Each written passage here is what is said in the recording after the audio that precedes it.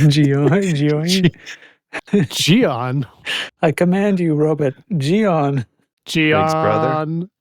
Better than G'ing off. Wow. Bloom, why would your arm get tired during the pod, to which you would offer to tap in Oblivious? Why would your arm get tired? It was a metaphor. If he was going to be muted in case he needed to come in like a relief pitcher.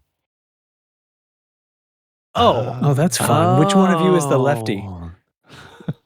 I am. Nice. Oh, I wish I knew sports.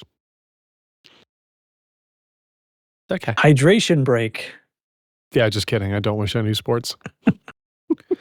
Well, then you don't have to worry about hydration breaks. Quack, quack. All right, who's running the ship? Who's steering the ship? Nobody. Sorry, I was just taking a hydration break. It's a valid choice.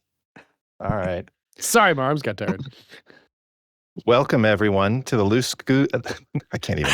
Oh, got him. So you've thrown me off already. He flapped. It Roy flapped. flapped. The He is unflappable. Flap. Welcome, everyone, to the Everyone's Loose typing it at the Screws same time. podcast. Sorry. I'm your host, the usually unflappable Roy Cookson, and it's the 342th episode for the 21st of July, 2026. 33, 12 is. Oh, 12. 12. And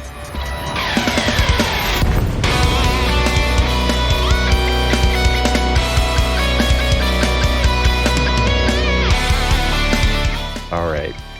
This week, I'm joined by Commander Jan Trax. Hi. Hi. Welcome. Commander Dr. Blooming Wind. Hello? And sliding into first, Commander Audaxius. Yay.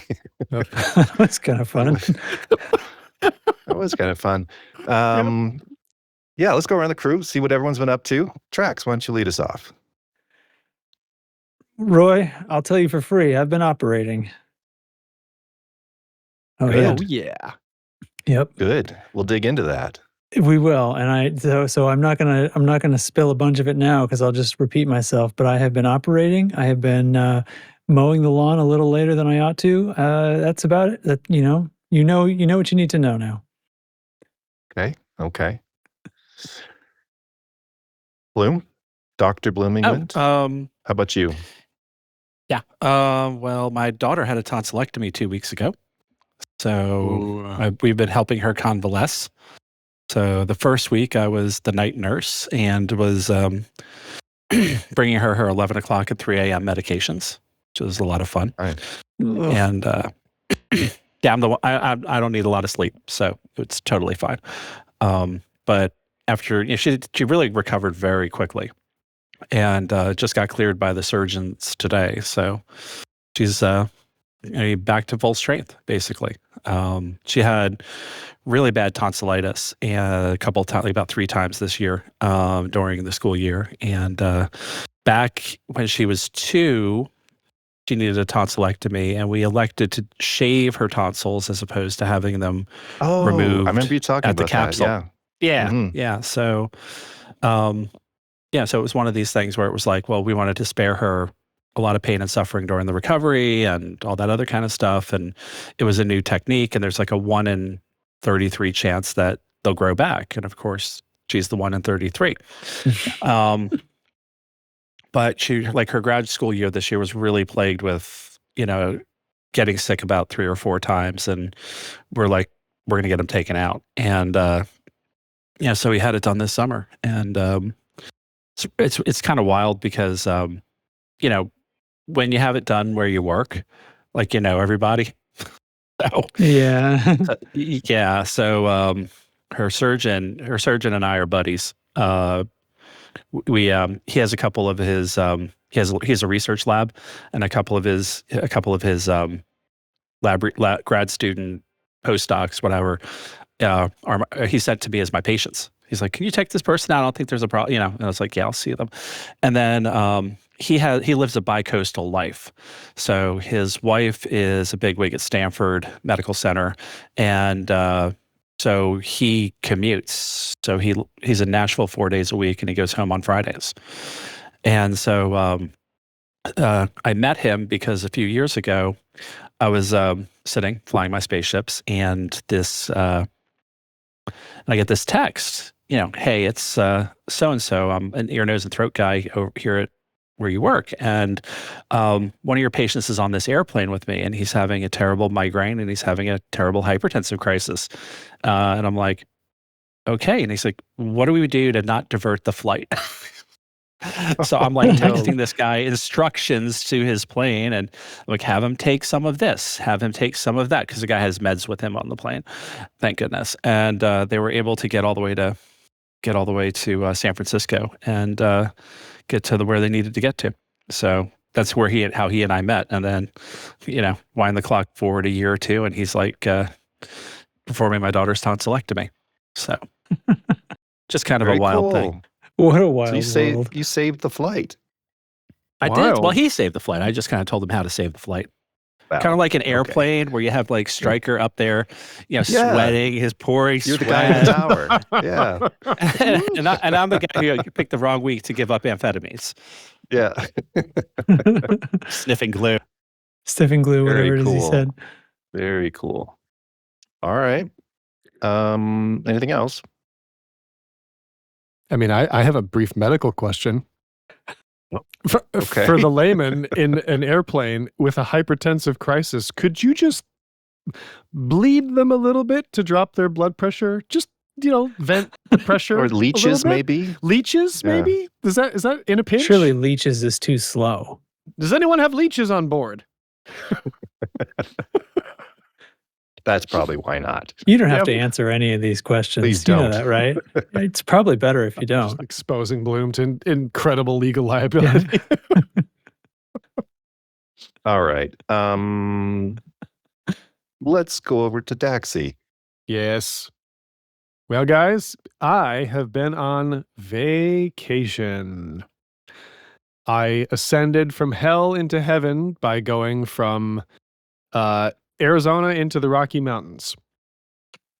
And you forget when you live your life for 4 months of the year at about 110, you just forget those locations that don't endure this. And you suddenly find yourself, at like 78 degrees during the day. And you forget that the rest of the world is not burning. It's just because you live in Phoenix. It was wonderful though. Yeah, no in-game time. I helped friends move across state lines. That was a lot of fun.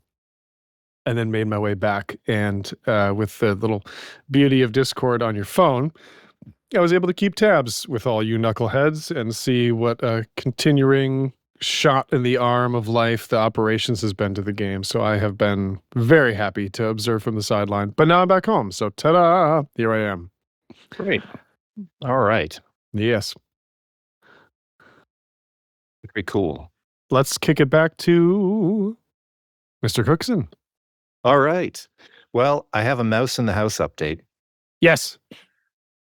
The mouse is dead. Yes. I found him in one of the those sticky paper traps. Have you ever seen those? Yeah. Gruesome things. Yeah. Gruesome. If anybody listening thinks those are humane, Nope. No. not really. No. I heard this squealing coming from the corner. I was, getting ready to go to work in the kitchen, and like, what is going on? And then I'm like, oh no. Oh God. Like, what do I do with this? Yep. It was sort of a Rusty, I'm going to need a pillowcase and a hammer kind of moments, Yeah. Yep. I won't go into it, but Nope. yeah, the mouse is no more, and I'm just going to try not to think about that too much again. Yep. Just gonna move on. Just going to move on. In game, I did do some ops Friday night. Moving on. We're Moving on. You either move on from the mouse thing, or I start talking about the ways that I've dealt with sticky traps when people have asked me to. So, Ooh.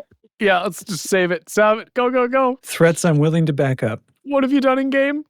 Somebody. Actually, is because of you, Trax, I was able to play more on Friday night because you gave me that tip about the server disconnect thing and refreshing the list. Okay. Yep. I'd pretty You much were given up, and then flummoxed. Yep, and then did it one more time, and then that led to a string of ops. So that was great. Cool. So thank you for that.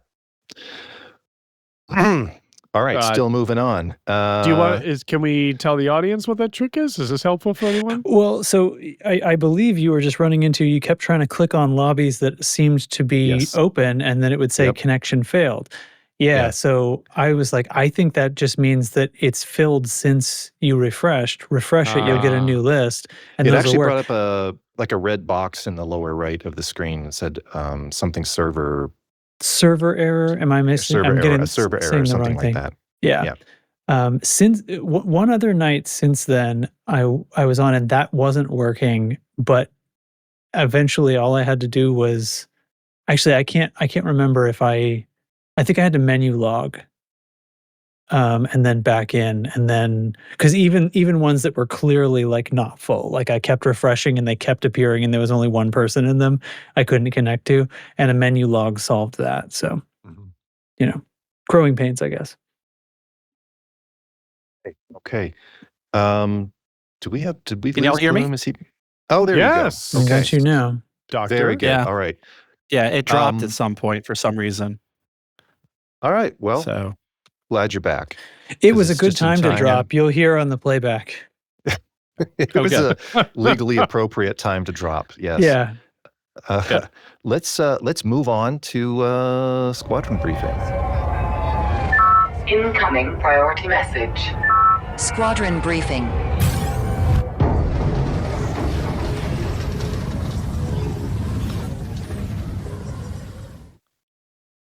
Alrighty, I hope I sound all right. So in the BGS, it's still quiet in screw space, thank goodness. We are in 452 systems. Still, the whole Trailblazer thing is, slowly expanding our influence. And we control 338 of them. There are a few wars and elections going on, and none of them are of any consequence. So not a lot going on in screw space, which is probably a good thing because we're all enjoying a lot of other things in the game. So, but there's always something we can find to do if someone wants to do something with the squadron. So that is the BGS. All right, let's move right into the short PP report. This is the short PP report.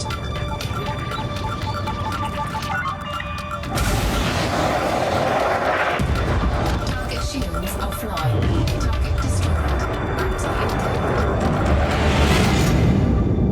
It's average, so get your facts straight.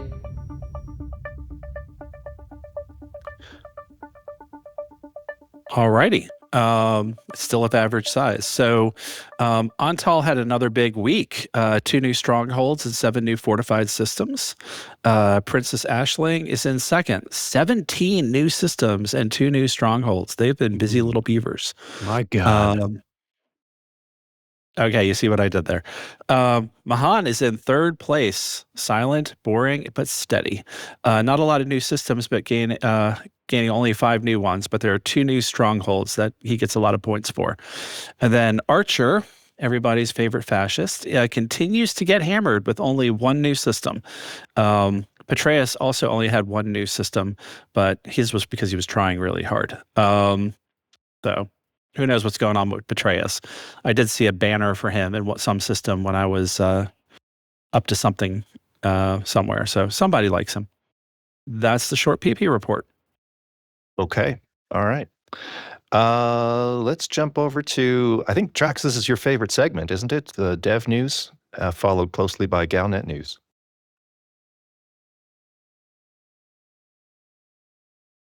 Trax? Hello? Hello?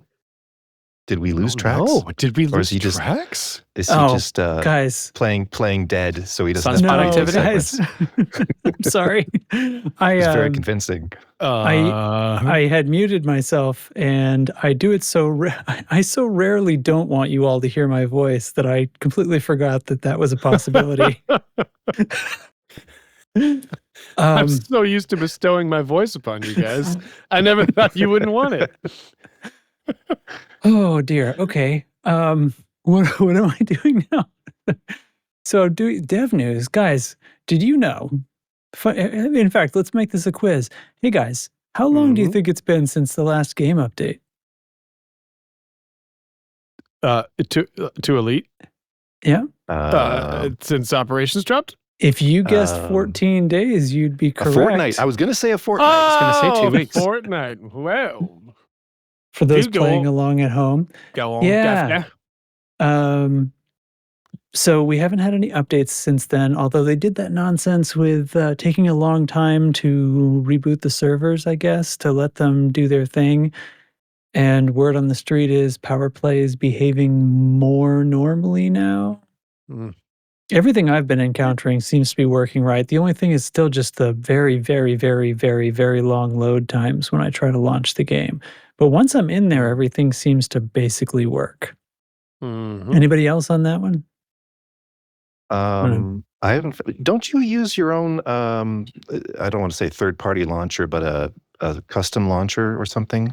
The mini The ED game? launcher, yeah, but that's not the thing. Like the game launches, it's like pick a mode, open, solo, Oh, click, that's where click that's where open, it's slow? and then it sits. You're normally, the this has been going on for weeks. I didn't even say anything because I assumed it was everybody. You're telling me it's just me. So normally, you get the orange wireframe and it spins around for a little while, and then eventually it hitches, and that's how you know it's about to go off. It sort of like skips a couple of frames, and then you're oh good, I'm about to get into the game.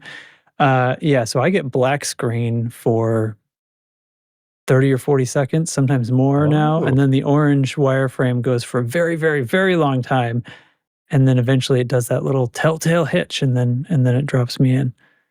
I don't think I've run into that, but I only played Friday night, so I would have only maybe had the opportunity to see that twice, maybe. Okay. Interesting. Okay. That's been constant for me since the update, so I assumed it was everybody. Oh no. Haven't seen Didn't that. even say anything. That's Okay. weird. Well, that's my All right. own Things personal hang up dev a little news. bit. Yeah. In other news, all the people who were accidentally living their best life on Epic playing Legacy mode are going to be default kicked into Odyssey mode 4.0 now. And remember, you can move your commander over to 4.0 for free. Just got to fill out a form or something. Definitely worth it, I think. We agreed on that? Do you Is it worth it do you now? think it's worth it? Because here's the thing: you don't have to buy Odyssey. You just have to play on 4.0. And It's a small step. do you remember when the new ships first started coming out? You could, and I think this is still true. I haven't heard otherwise. You can buy the new ships as a non-Odyssey owner. Like you can buy the Python 2, like early access for a new ship. You can pay for that at any time as like a non-Odyssey owner, and it gets added to your game. Like you get access to it. In the That's non-Odyssey interesting. game. Yeah. That is interesting. I'm pretty sure that is what they described when this whole early access was first coming out, like Python 2 days, right? Is you could pay, so like, available for credits for, if you own Odyssey. If you don't own Odyssey, you can still get it for ARCs, get access to it for ARCs, which I thought at the time was quite generous, actually. I wonder if that would Even work though with it's- the Nomad. Like you could fly it and land it, but not get out of it? I wonder if it's a totally scrapped idea that they only did for that first ship, and that's why they don't say Maybe. anything about it anymore. And Maybe. obviously, this is extremely irrelevant because who the fuck doesn't have Odyssey at this point? The phrase non-Odyssey owner makes me want to beat my face in with a hammer. Well, Let's keep some of that smugness for the discussion topic because it's going to come back up. Let's not vent your whole jar right away. Oh, man. I think that's all the dev news. Yeah. Mhm. Yeah. Yeah. There's a bit of Galnet. There's a bit of Galnet. Just a touch. Just a touch. Just the tip. Ugh. So the, so the Colonia supply initiative, everybody, was Yeah. deemed a partial success. Which Do we also means do we need partial newsmen failure. for this? Or I mean, is it time for speaking of news? smugness, are they like Speaking- trying to throw some shade at the people that were trying to make this happen or what? Yeah. I mean, Well- they only made it a week long. What did they want? And kind of, we all had something else to do. To be honest, I thought those paint jobs looked pretty good. I was busy. Yeah. I would Me definitely, too. if I wasn't busy doing other things that I was very much enjoying, I would have hopped on that. But I missed it, and I don't have any regrets about how I spent my time. If that had gone 2 weeks, I was going to try it probably Friday. So I guess not. Yeah, for sure. By the second time, I'd like hit my weekly FARCs cap. It's not really a cap, but when I hit my 1,000 FARCs a week a couple of times, maybe I'd have thought about doing something else. It's not a cap. It's a soft cap, or It's more like a bonus reduction threshold. like a permeable membrane kind of. Like a slow brother. drip. It's like a cold brew of Farks. It's like it's not stopping you from enjoying it, but like It's just, a progressive FARC structure. Yeah. Okay. Like the more you play, the less arcs you can earn, the higher you get in arcs earning. Yeah, it's It's like our tax multi-level. brackets. Yeah, it's Yeah. multi-level Farksiting. Okay. We milked that one. Do you enough. want me to? Do you want me to read? Am I being instructed to read the thing, or are we? No. Is it No, fine? I no, think no. it's fine. You, Okay. you can just editorialize. Okay, I think it was a CG. What did you even have? I did you bring things to somewhere in the bubble? I gotta be honest. I haven't paid this little attention to a community goal in a long, long time. Facisi, is that the name of the place? Sounds Yeah. right, but Yeah, You know. it was something mega ships there or something you had to deliver stuff so to. you didn't even have to bring it to Colonia. no, no wonder they're so flying it mad. to Colonia. Yeah. That nobody Well, participated. they Not hinted that they're nobody. going I to do mean, another one. thousands Yeah. of people participated. Some bitter So player what's it? didn't. Hold on, some, I'm gonna open the Inara here and see. Hold Yeah, on. some Galaxy bitter community player- goals. yeah, some bitter player didn't read the fine print and trucked all the way to Colonia, assuming he had to. Well, they sent all those in-game messages and stuff like, "Don't go to Colonia." Like, there's a thing happening. Please don't go to Colonia. Don't. I saw you said do. Instructions I read unclear. DO and then stopped reading. 2 letters. So we get to tier 3 of 5. It's not like it even only hit tier 1. Like, what are they whining about? It's a bit That's harsh, I usually think. considered a success if it hits tier 1. Tier 1 Mhm. is a success. Like, that's why it's tier 1, right? Below that is Yeah. not a success. Right. Feels Oh, like well. they're forcing some narrative or Yeah. something. I'm not a part of this system. I don't have to do what you say. Frontier. And I participated, but Did you? Did you yeah, get to 75? I had a Do you bunch have of since I was doing some stuff with hauling for New Screw Space. One of our outposts had a whole bunch of consumer products, so I just put a bunch on my fleet carrier since I was coming back to the bubble anyway, and I just said, you know what, I'll just drop off 3 Panther Clippers worth of stuff, and that's what I did. I dropped off And 3 now you Panther have a Clippers worth of stuff. I got a couple Pink of Panther. paint jobs. Now I have a Pink Panther. Yes. So Ba-dum. I would have enjoyed earning a Pink Panther, but I didn't. And that's fine. Yeah. So yeah, but I mean, for me, it was like whatever. It's like I looked at it, it was like 75th percentile for a couple of paint jobs, and like it was I had to get more than 2,000 tons, which is a nothing burger. So Mhm. I mean, the participation was kind of anemic. I mean, if they put some bigger carrot, I think they would have had a bigger turnout. But anytime they ever do anything at 75th percentile, they're like, "But what about the other 25%? They have feelings too." So Well, they were. It felt like they were intentionally vague about this mega market thing and what that Yeah. actually meant. And yeah, I guess we'll find out at some point. Yeah. Maybe next week.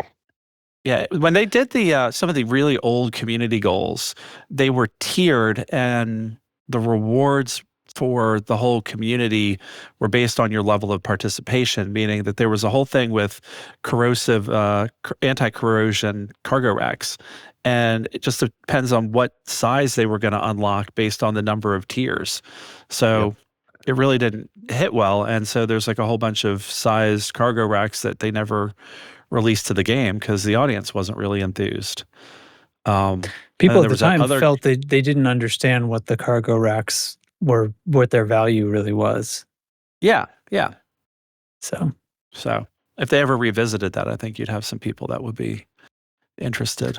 that's an item that is oddly not not in the Merc store. That's interesting. Yeah.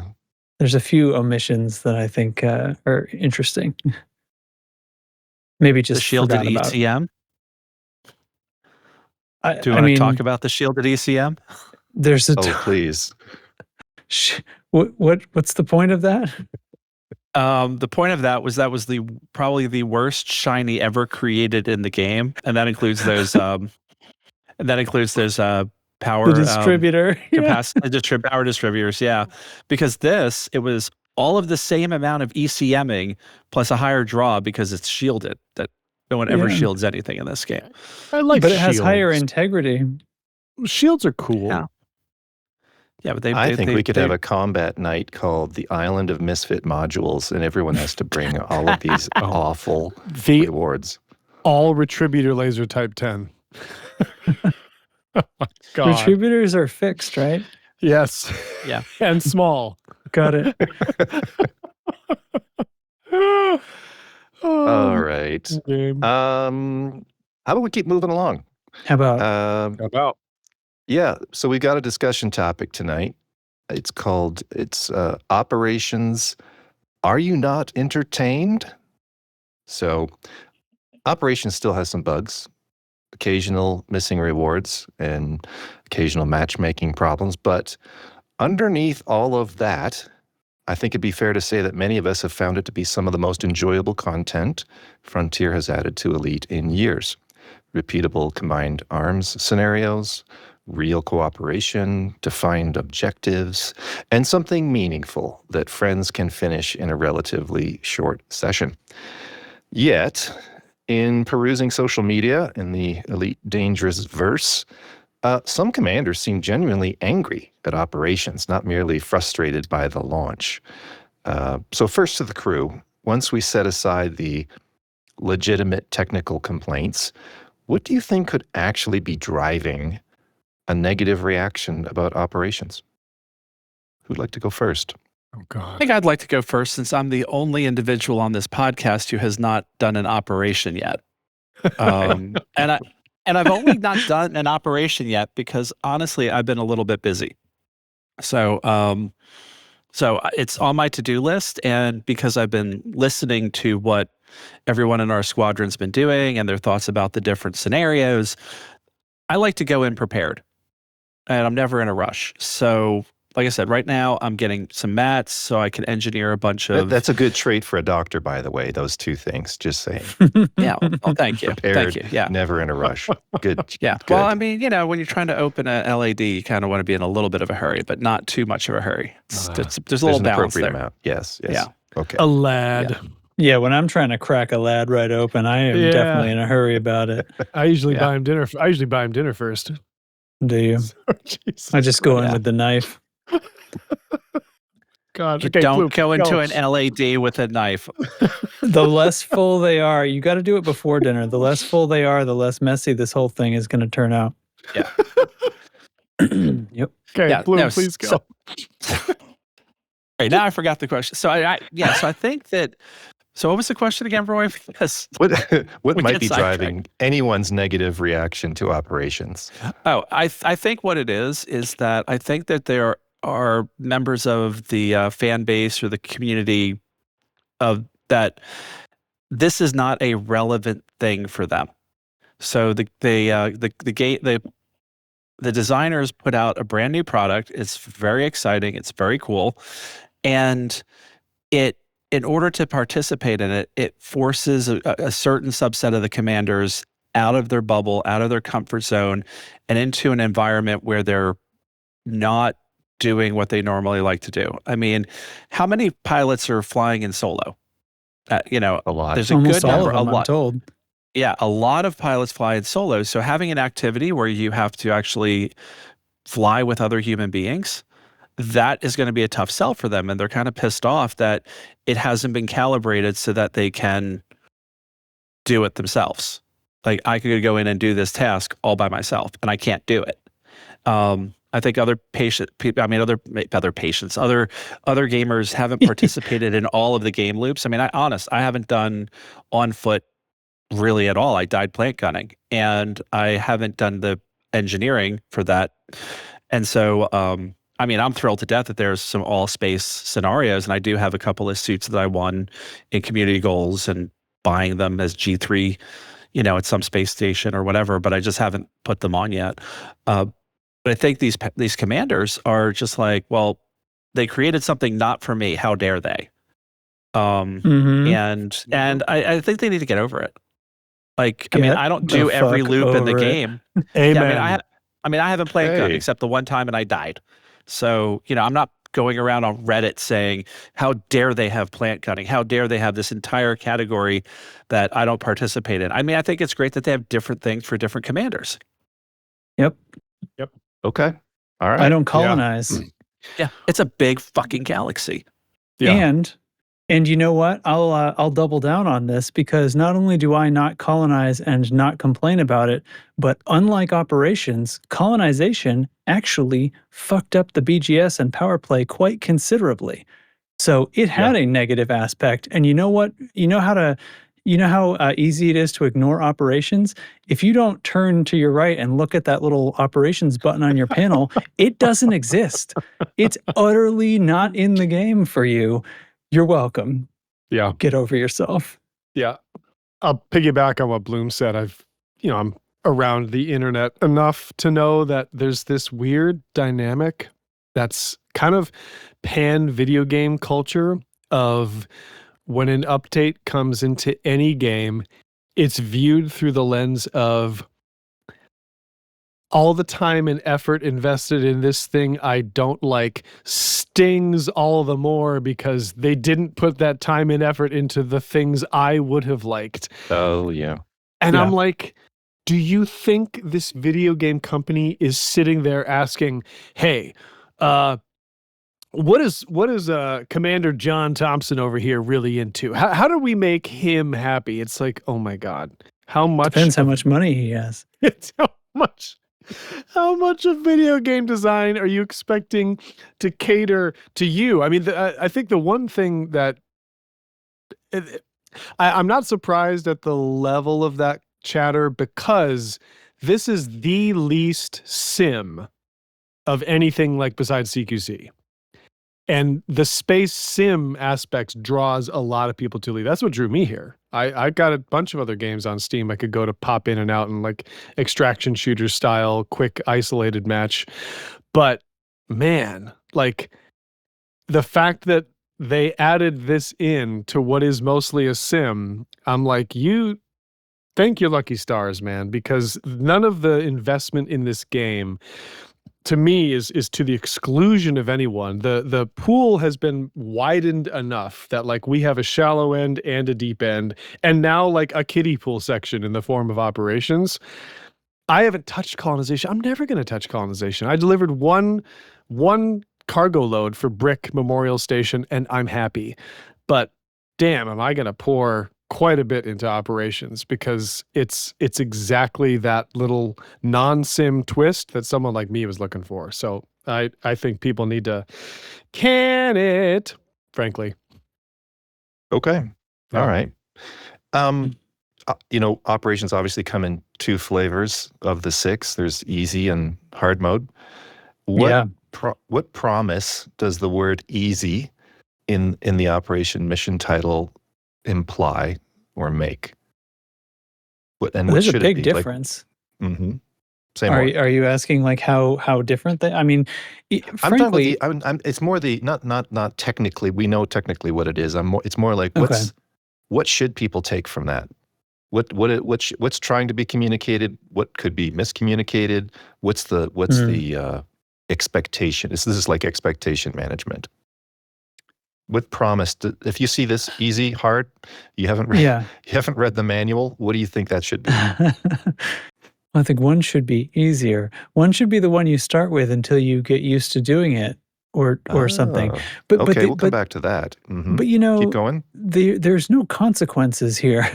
You are not being charged for rebuys, even as light and airy as that punishment could seem. Easy mode. It's still not effortless. Like it's still not like an easy job to solo them on easy. I don't know. It's just not. I think I'm missing the point of your question, but even easy mode, like it's not meant. It's not fun to try to solo them. Like except for the personal challenge of defeating this very hard thing that will take a long time to do because it's not made to be done on your own. It's not fun to do it that way. Why do you think it's so? What's the better alternative there? What would you recommend? I think jump into a lobby. Like you don't have to. If I'm trying to answer this complaint that we've only like referenced, I guess, but the complaint is, I never launch the game that's not in solo mode, right? I'm a person who never launches the game not in solo mode. I never want to see another person. Well, and just to maybe broaden that a bit, there's people that they might play in open, but they always play alone. They just do things alone, whether they're in open or solo. Like open or solo might just be more, do they think they're going to have danger? But I think there's a lot of people that play and they don't first look for other without people to play teaming with. up. Yeah. But this makes it so you don't have to look for people to play with. You can just join a lobby, or you can start a lobby with the one that you wanted, if there isn't one in the list, and wait for people to join it. Put it into public mode and wait for people to join. You don't have to talk to anybody. You don't have to chat. If they chat to you, you don't have to respond. You don't have to turn on the voice thing. And I have done dozens of operations just that way. And a couple of them I did chat a little bit. And I usually throw, even if it's the only thing that gets said the whole time, I throw a little GG in 07 at the end. But a lot of them, nobody says anything. And it's fine. How have you seen a range of outcomes based on what kind of team you ended up with when you were in pickup group? Yeah, actually, I think I'm surprised to say, I think there is actual weight and reason to having sort of specialized roles now within a team. And that has never been true in all of Elite Dangerous, no matter what you were doing, no matter how big a Thargoid you were fighting. There was never, everyone always thought about, what if one of us is doing this and one of us is doing, no, everybody come built to kill the Thargoid, and everybody kill the Thargoid is the better move. You have to be able to take care of yourself. We can't have one person doing repairs. It's ridiculous. Everybody is self-sufficient. It was role play basically before. Right, exactly. You wanted it to be like this. Now's the moment. It actually does work, and I have seen it, and it has worked with perfect strangers that I never chatted to. We just did the things we were supposed to do, the things that we were good at, we did, and the things that they were good at, they did. And occasionally I got blipped by a Healy beam, and so on and so forth. And it has been good, even with strangers that I literally wasn't talking to. And I can say more about specifics, but this is not the moment for that.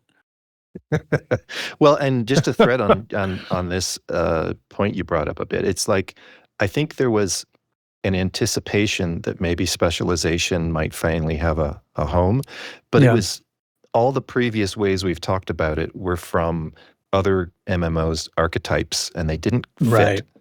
Yeah. And now it's like maybe the specialization isn't, healer, tank, glass cannon. It's this person's good at ship combat, but Mhm. not so great at on foot. And his buddy here is great at on foot and not so great at ship combat. And this other person has played the op 10 times and knows the map. Like those Right. those are specializations. Yeah. The person who knows the map does double the completion rate of the op. Honestly. And I think even so within that, I'm even like taking it a step further.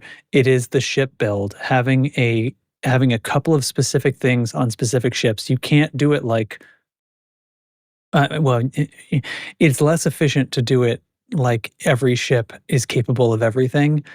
And there are benefits now to having ships with these modules, and some other ship has this module, and by the time, now we're ready for anything that comes at us, and somebody takes the lead on each one.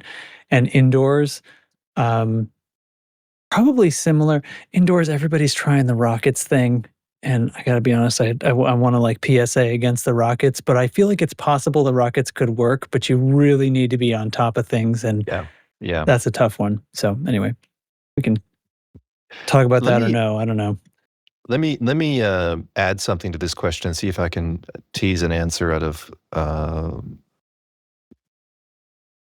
the rest of you that we seem to be circling around here. But it's something Yeah. you mentioned, Trax, which was, easy should be the progression towards hard. And if that's like, I guess the first question is, do we believe that? Do we believe that Frontier thinks that, like, the easy is the way to get to the hard? And if that's so, what preparation is Frontier assuming or entitled to assume for that to be true? Because I'm not sure that everybody's doing that. I don't think Yeah. people are doing that.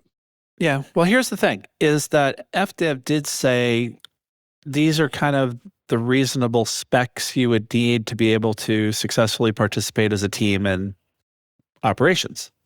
Yeah. And they created a game over 10 years ago that has a whole bunch of the stuff that you can do to prepare yourself for this moment.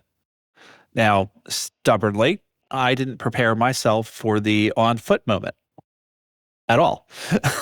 But, I'm 90% prepared to do an operation from my perspective because I don't want to be a drag, which I know Roy's talked about the idea of being the commander who's the drag on a squadron. So I'm just now tidying up some bows. Powerplay 2.0 has allowed me to unlock all the modules for all of the various powers because I had no interest in doing that before. But then with Powerplay 2.0, I was like interested, and now I'm like 99th level. So, so I have prismatics that I never bothered to get, so I did this, and now I have the ability He's to a 99. He's a level 99 Prismaladin. Okay, sorry. Yeah. I'm one of those things. Couldn't keep that one in. I know, it's fine. But I guess my point is that, I've chose not to participate in certain aspects of the game until it was something I wanted to do. I didn't want to do Powerplay 1.0, but I did Powerplay 2.0. I did the engineering, but like all of these specs are like, if you want to be successful in operations, you have to have a somewhat engineered ship. You have to have, equipment that, is pretty reasonable. And more importantly, the game was built for 4 people. Mhm. So you need 3 other people. I mean, they made it very clear what you needed going into even easy. So Yeah, you some know, of the easy it's- ones say like 2 or 3. But I think reading specifically the guidelines that they said, if you have sort of grade 3 or or grade 3 suits or engineered ship or A-rated ship module, sorry, the distinction, and approach easy with 2 to 3 people, 3 to 4 for the harder ones, because there's some variation here within the different types too. And then for the hard mode, you really want to have mostly maxed out stuff and some experience. But honestly, if one teammate isn't quite as experienced as some other, I've been on teams like that, and they die a few times, but we carry them. I've been on teams where somebody dropped out early on, and we finished it with 3. I've launched one with a hard one with only 3, and didn't take that much longer. We all knew what we were doing. So, and I'm trying to see it from it's hard for me to see from a perspective of somebody who has a lot less combat experience, because that's too. I'm not trying to be like egotistical about it. It's like it's literally hard to remember, right? We'll Hard come to back to remember, that. Mhm. right? What the difference is. So, but easy mode is significantly easier, and having teammates is such a massive magnifier. Like, even if you're not super strong combatants, like 2 average combat pilots against me is a really tough fight for me. You know what I mean? Like, I need to have some rock, paper, scissors moves in my pocket to try to mitigate what they're going to do to me, because just it's like the number of hard points on the battlefield is a bigger factor some of the time. So Okay. I'm just saying, like try it out and you get the experience. And there's such a big difference from the first one I did to the 10th one I did, just how good I was at it. And I was already an experienced combat pilot. So All right. goes a long way. Daxi, were you going to say something on this one? Yeah, just it feels like hard is not what I was expecting at all from Frontier. They should have called hard "Get Good, Nerds," because it's brutal. It's harder than you expected. Okay. It's way harder than I expected. I thought they were gonna like soft pedal the whole thing and take into That's true. I felt that way consideration. too. Yeah, like I don't know. Maybe part of me was expecting, because Odyssey was such a such a wet blanket that a lot of people hadn't buffed up their gear or wanted a real soft intro, and it felt like Easy provided that. But I expected, hard to be maybe like twice as hard. Jesus Christ, no. It's harder than any ship combat I've ever done in the game. Requires actual strategy planning, like you have to actually know what you're doing. And maybe I was a little hard in my expectations of Frontier and not expecting them to throw something at us, but I am so glad they did. I'm like, dude, I have not won a hard one yet. I've also haven't. I'm saying on vacation. Oh, brother, all the time in the world. You need to get in some maps. I could carry you through a hard. Yeah, Come on. Well, I gotta okay, hop in. let's- But just all the same, I guess my initial impression was, whoa, they're throwing something at us that this is not autopilot. This is not something you're going to sleep through. So I was really happy to see that. So let's thread on that. So I've heard a number of people going way back when this first was announced saying that this might be end game content. Operations is end game content. So the question would be, okay, this is end game content, but whose end game? So when people claim this, what progression path or paths are they silently assuming the player has completed? Who is this for as an end game?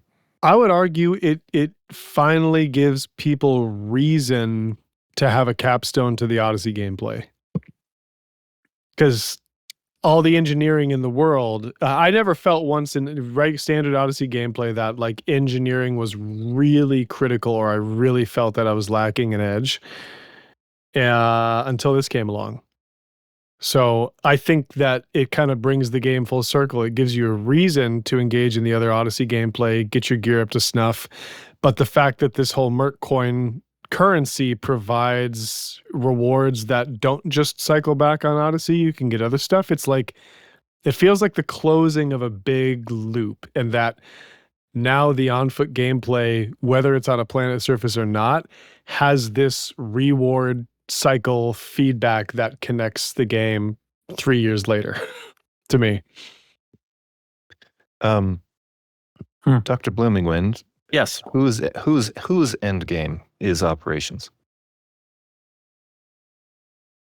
Or is it everyone? Is it everyone, or is this for Yeah. I mean, not honestly, for yeah, everyone? it's everyone's. I mean, again, we have a galaxy with 400 million stars. You don't have to do anything, but Right. this is all kinds of content things you can for do. yeah. But this is content for everybody who chooses to participate in it, and I think it's definitely end game content for people who've sampled all that there is to offer in the game. I mean, or most of what there is offered offered in the game. Because I mean, the whole engineering grind, so-called, is, a appetizer platter. I mean, in order to unlock all the engineers, you have to mine. You have to trade. You have to go to a black market. You have to kill stuff. You have to do any of a whole host of things, and play all the different aspects of the game and visit all the different territories. Like you have to unlock some Fed rank. You have to unlock some Empire rank. Well, if you're that's gonna a be very good. I mean, Yeah. that's a great observation, and I think it is like a buffet. It's also like a. It's not. I mean, that is not end game. That's like entry. That's like gateway, entry. Gateway for every single loop in the game. It's Yeah. touched pretty much through the engineering Yeah. unlocks. And so this is sort of the end game for someone who's participated in, the wide, broad swaths of different things you can do in the game.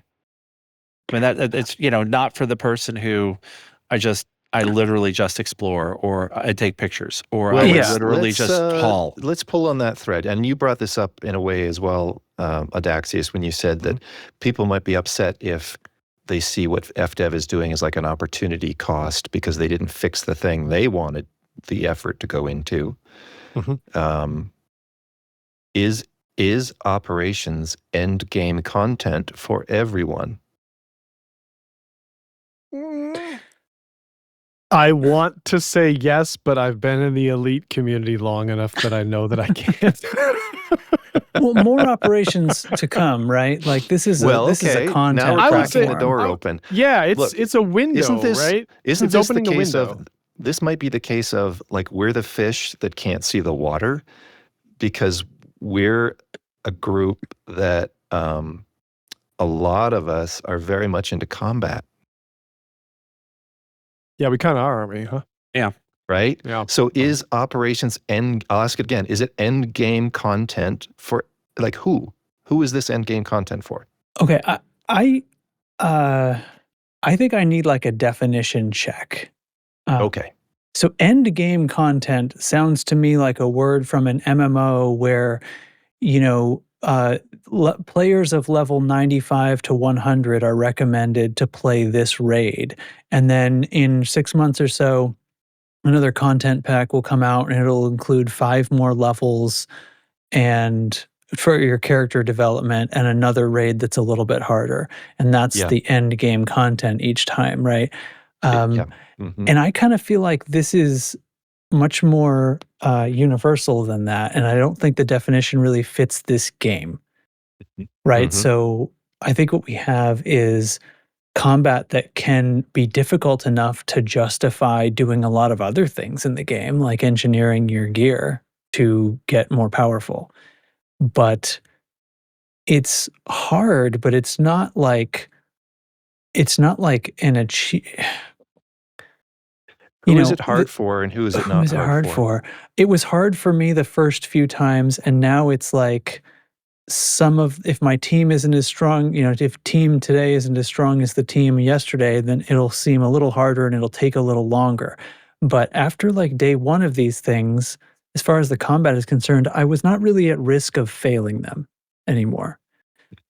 So it didn't take that long, I feel like, to get good enough at it that it, end game feels like the wrong word. Yeah. No, I take But that that's point. from my perspective, right? So no, I think you've hit on something. I don't think Elite has an end game right now. I think it has several different late games or like mid game plus or something. Yeah, I think mid game for easy mode and then work your way up to hard mode, and now you're in it. You can do anything now. But even you're then, still playing though. People that have exploration as their main loop, is this their? No, this is not their. I don't know. Game. We got to come up with some kind of operations for these different things, right? We got to come up with scenarios for that somehow. This gets interesting. So if the point of this is to, let's just keep using the word end game, just so we don't get snagged in semantics. It's the end game, the most end game-ish thing we've got at the moment. There could obviously be things that go beyond it, but what would an end game content, like before operations, end game content in exploration might have been circumnavigating the Milky Way or spending 6 months looking for Guardian ruins, or And I would still say that playing those bingo for all the codex entries or something, right? So how do everything you you even just approach said, that, right? Everything you just said is so much harder than anything in operations, from my Right. perspective. So what if operations was going to come up with late game or end game content by adding in other things, as they've teased at least about mining, how would that even compete with what those actual loops provide as mid and late game content? Well, they'd be How does that even encapsulated like this, extrapolate right? to that? Hmm. I still don't think it makes them count as endgame. It gives you this encapsulated thing. Like I think what we've gained is, like, I don't care where I am in the galaxy anymore Yeah, isn't that weird? because I can always play with my friends. I'm free. Uh-huh. Like, it's extremely free now. This is a bit in the weeds, but you know where I found to be practical to do operations from Where's is that? the squadron carrier, because I'm always having to dump out mats because they're full, Ah. Yeah. and it's convenient to do it from there. I mean, maybe All right. maybe what it is as far as endgame is, I guess this idea is just kind of dawning on me now, is that Elite is so diverse that the end game for Elite might not be the type, like a new type of gameplay. It's like the end game of Elite is gameplay that lets you excel at the part of the game that you already came to enjoy. Like if there's an operation that involves mining, that whatever parameters they set that the operation is a success is like, you need to be on the ball with mining. Like what you need to be able to do it like under fire, or do it well, or do it quickly, and understand the system well enough that in that format you can excel at it in the way the current operations let you do that. If you excel at on-foot combat or excel at foot combat, they can put the operations is now a template, and they can just plug one in that gives miners something to do that awards them the Merc coin and add mining modules. It's kind of a mirror to let you see, oh, like I've really excelled at this part of the game, and then you can just plug into it.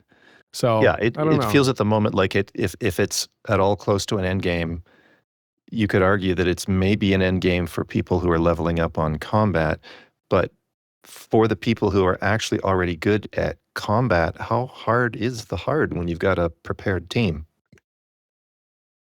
The generals are still- usually tough. Yeah. I mean, maybe Are they let's check tougher than in a and- Hydra?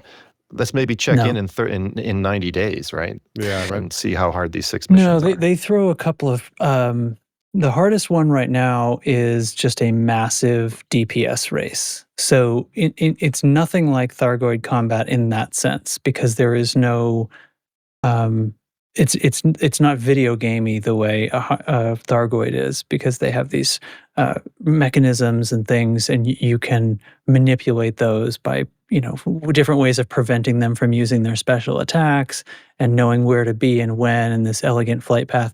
Much more chaotic, the combat and operations. And then two of them at least throw a general at you. One of them is pretty tough damage race, and you have to tank a lot of damage from their wingmates the whole time, basically just racing to get them killed as quickly as possible. And then the other one, for the hardest operation, is a massive DPS race, and the general themselves is putting out humongous damage. It's really tough. We routinely will lose 1 or 2 ships, and then the trick becomes making sure you don't lose all 4 at the same time, so that you can keep going. You don't have to reset your progress. So, yeah. But it's not like anything besides just pour on the damage, everybody.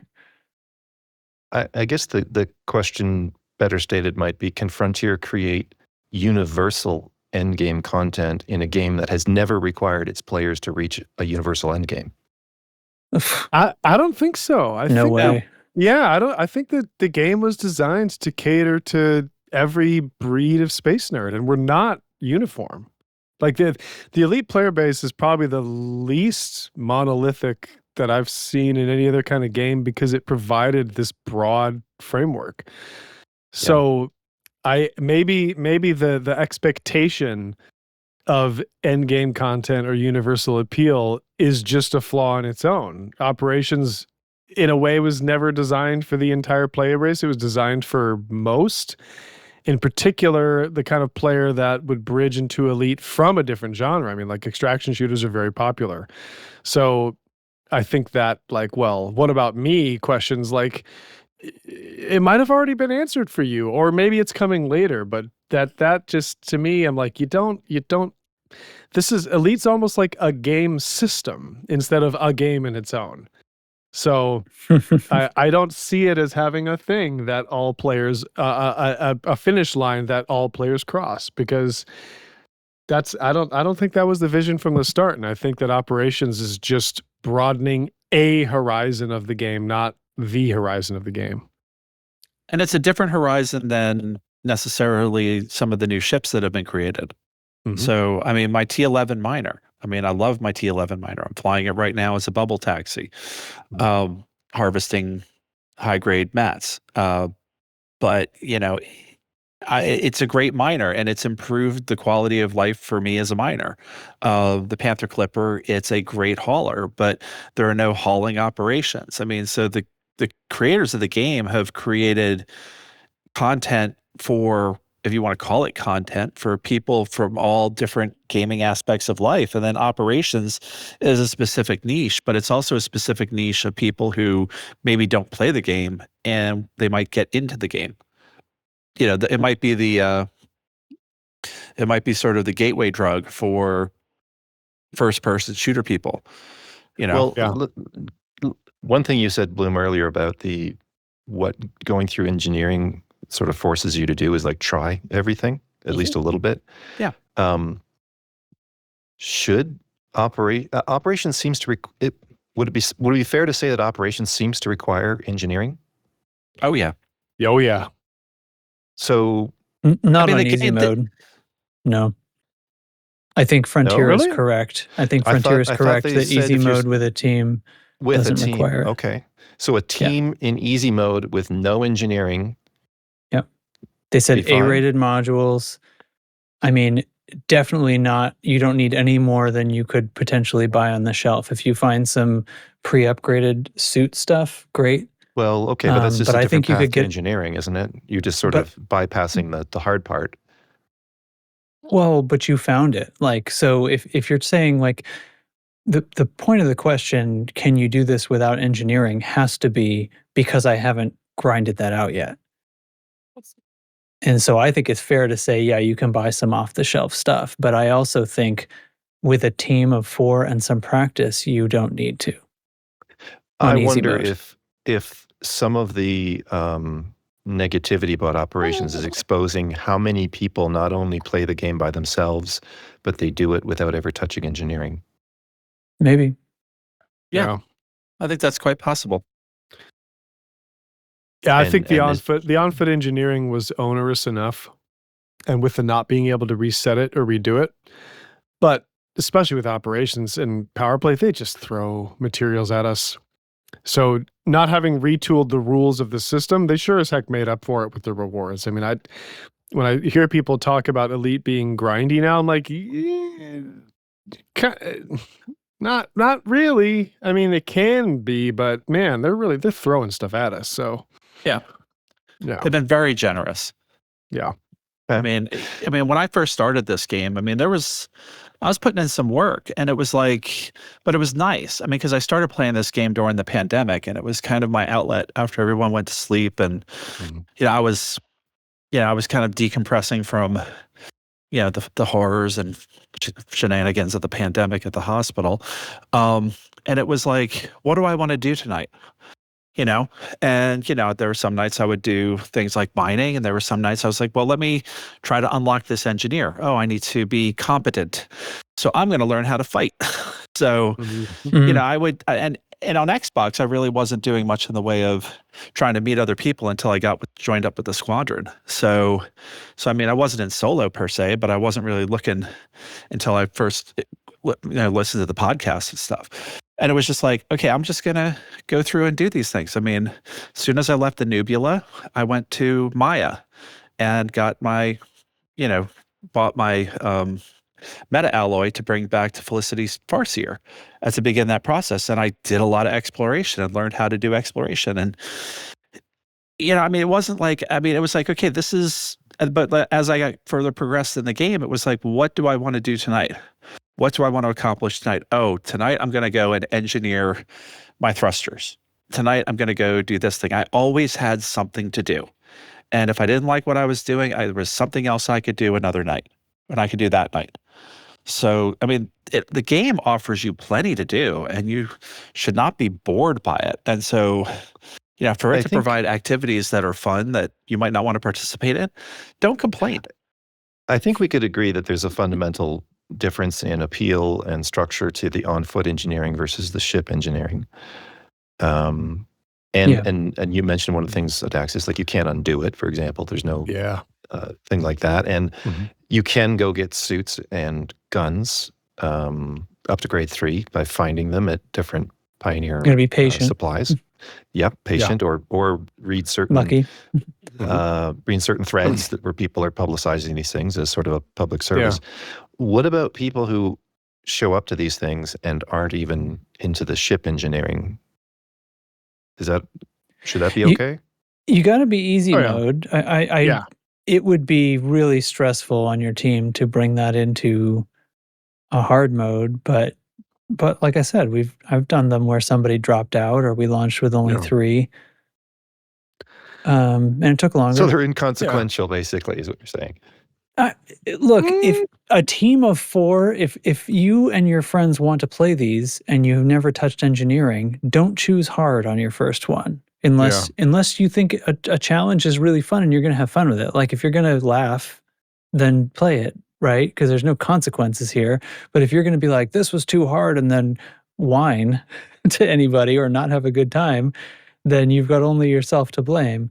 That's why they have a green font on easy so that you'll have every signal in the world in language and everything else, Let's pivot a little bit here. Before we get too smug about commanders who arrive unprepared, I think we should acknowledge our own potential blind spot. So many of us here and in the Discord unlocked the engineers years ago. We know the material loops, we have stockpiles, and we treat full optimization when shipbuilding as normal. So yes, we do. When we tell someone to, quote, just engineer the ship, we're thinking, now here's the thing, we're thinking about the marginal cost of our next build if we were to build another ship. They may be looking at the total cost of learning and unlocking the entire system. Right? Yes. Yes. Elite has allowed, and you mentioned this, Bloom, Elite has allowed commanders to become deep specialists along different progression tracks. And operations is a convergence test. It brings ship combat, on-foot combat, engineering of ships, suits, and guns, tactical knowledge, and teamwork all together. I would also suggest that one of our blind spots might be the community that we're in. So the functionality of our own Discord could be considered a part of our builds, right? We can arrive with trusted teammates, voice communication, build advice, years of shared knowledge. The advice too, right? Yeah, exactly. Public matchmaking supplies someone with other commanders. It does not necessarily supply a supportive and functional team. So, what do you think in this whole discussion, even going weeks back, what do you think our experience might have caused us to underestimate? What part of becoming operations ready has become almost invisible to us? If you're telling somebody about operations. I'd probably say our skill set. Yeah. I mean, like I said, I'm not 100% prepared. I mean, like I said, I'm engineering a bunch of, prismatic sphere shields as we speak. But I want to do that so that when I do it, I'm going to have fun. But I think you're way more prepared than you're giving yourself credit for, as compared to perhaps a substantive chunk of the player base. Yeah, it's my personality type. But I mean, it's the stuff I can't imagine, right? It's the stuff that I can't see it. Yeah. I would argue this is related to my experience in other games. The value of voice comms and being social and not being able to do the game in total silence. And I've played a variety of other extraction shooters that the difference between voice comms and not makes or breaks the game. Yeah. Yeah. And there is the emote system, there's typing. It's just in the heat of the moment or when something's crucial Oh. to say. How many times has someone called out, hey, there's batteries over here. Hey, there's health packs over here. And they're in a different room. They can't point, like, Or the just- point thing doesn't work that far. Yeah, like, hey, I need help. Like, whoa. Honestly, man, like By the time you type that, you're dead.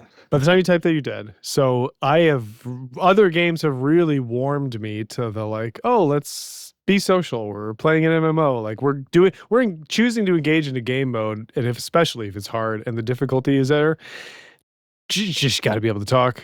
So, And how many people, even in our own community, haven't been in voice comms? Yeah. But I'm Yeah. telling you, I've been completing these without talking to people. The vast majority of the ops I've done have been totally public with no voice comms. And there's multiple things that can make you successful and multiple things that can make you fail. Yeah. And if you've solved for 10 of 10, you reduce the burden on the rest of the team to have to, they can get by with 4 of 10. Yeah. Or something like that, right? Mm-hmm. But I guess what I'm saying is we are not a representative sample. Yeah. Yeah. Definitely that's not. fair. Mm-hmm. Something this might be for you in particular, Daxi. Who can actually redeem the 30-minute promise of operations? It's Me. One of its appeals is a busy player can jump in and do something meaningful in half an hour. Me, I haven't won any of them. I've died. And then I hit a half hour. It only took you 30 minutes to die. And I feel terrible because I have to quit. Well, okay. Yeah. No, here's but you absolutely can. Yeah. Okay. Here's the twist. What prior investment does that promise conceal? How can you have a chance of doing something in 30 minutes? What do you have to have already done? I think in easy mode, it's really not much. And I think that the publicly available lobbies, as long as it's a full lobby, I've yet to do an easy match that I would think a new player wouldn't have a chance of succeeding at. Well, what are you showing up with? Well, I'm showing up with good stuff, so that is a fair point. Yeah, I'm like I'm rolling elaborate. bazookas to a knife fight. I'm like, what's the problem, guys? Like, what the heck? I'll tell you, some of these are way harder than others. Yeah. A 30-minute clear, I think, is not difficult on terminal prosecution. No. What's the only ship combat one? The very Last bottom one of the on the list. Yeah. Wait, I can look at the list myself. I can just pull the list up. Okay, so I am going to just throw up. So yeah, terminal prosecution. Okay, so this one is one of the easier ones, and it's all ship combat. It is 3 waves of combat. The last one is the general. Ignore all the other ships. If you don't have the right stuff, I think you could join a team, and almost every team you're going to come across is going to have 3 other competent pilots behind well-built ships, and they're going to be able to carry you.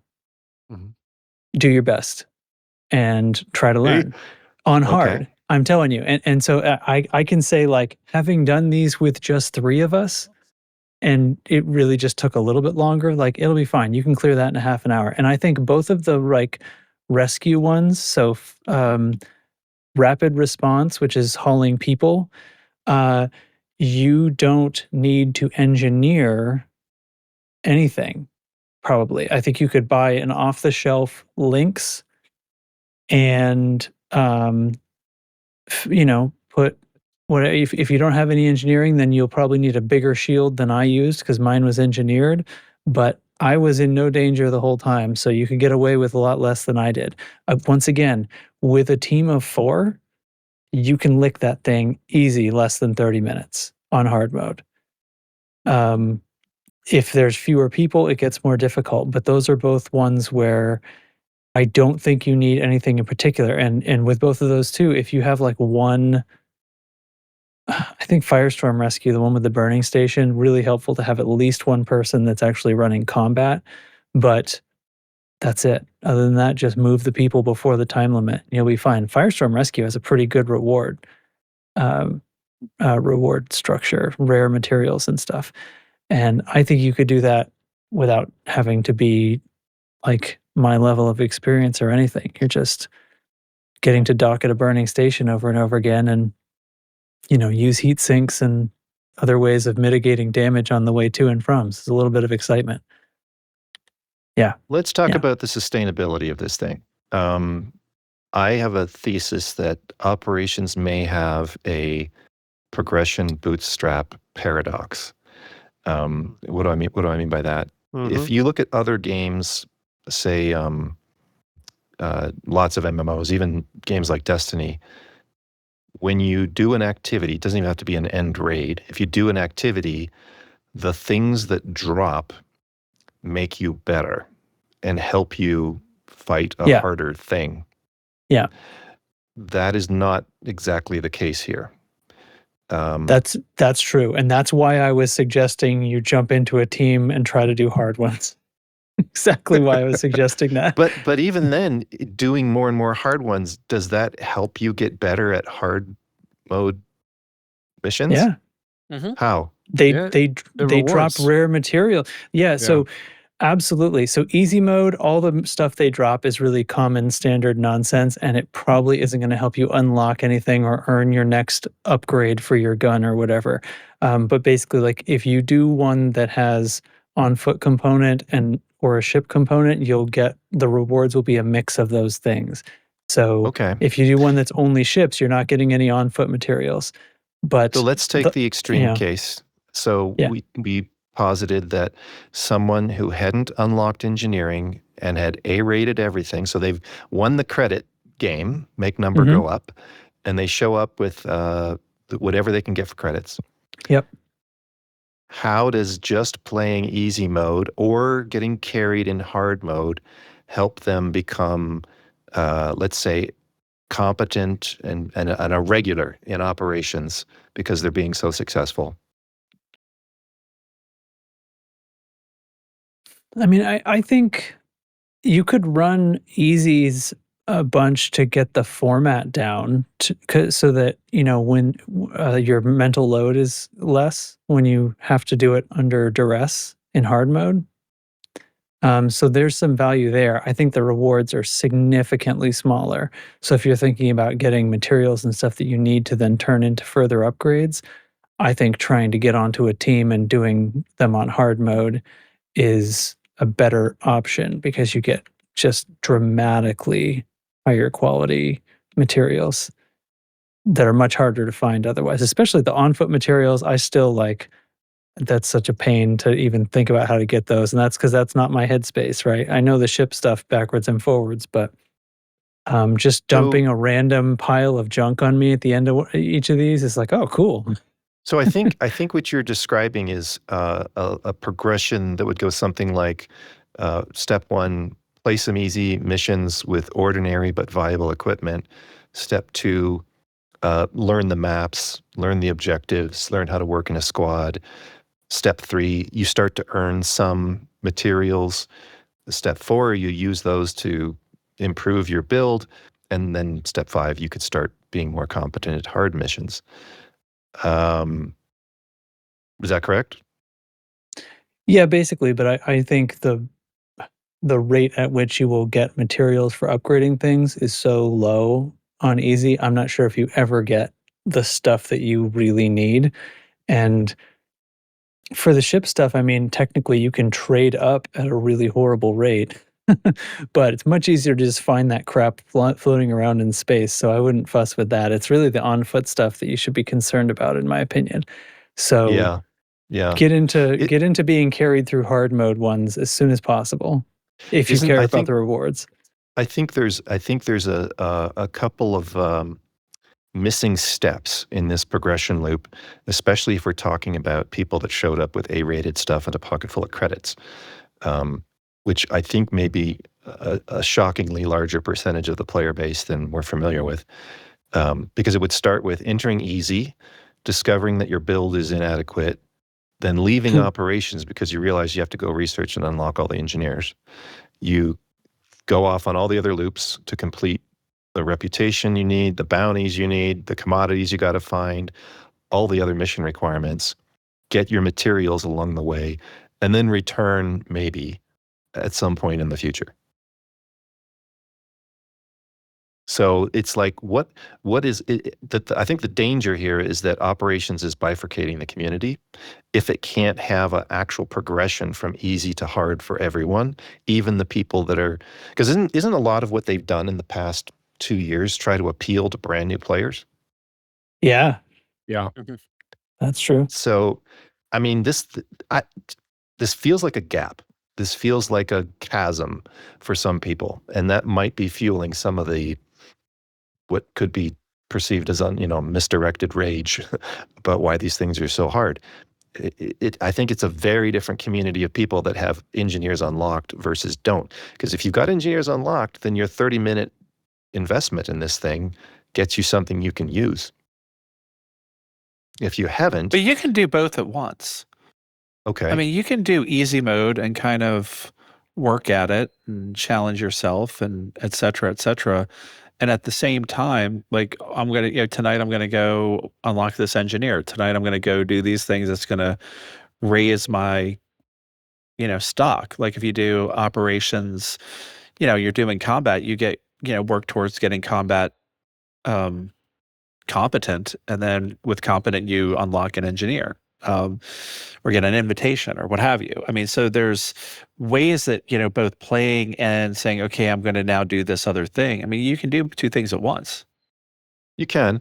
I would say it sort of is in conflict with some of the what's on the tin, right? If this is a pick it up from anywhere in the galaxy, go do something for 30 minutes, operations may have a short runtime, but has a very long runway to get into it. And most of us have already banked that over years.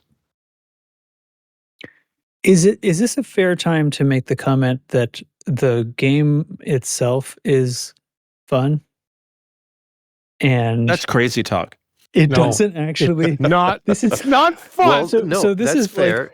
Like what week makes one. It fun? Why is week it fun? 1 and 2, right? Why I was is like it fun for you? This goes right back to the first question. Why is it fun for you? And maybe, fish in the water, or we've, done all the hard things already. We think, oh, there's this rabble out there that's in the cheap seats that are complaining about this, go get I don't good, believe nerd. I don't believe any of those people tried it. Why is it fun for us and not for them? I'm telling you, I don't believe any of the people who are complaining about this being a bad addition to the game have tried it. I second that. Okay.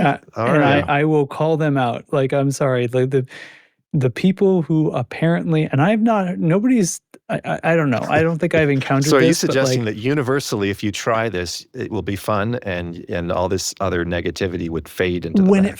When it first launched, the rewards weren't working most of the time, and we were still playing it. And, we made the joke. We made the joke like, this is bullshit. They didn't pay me for the entertainment I just enjoyed.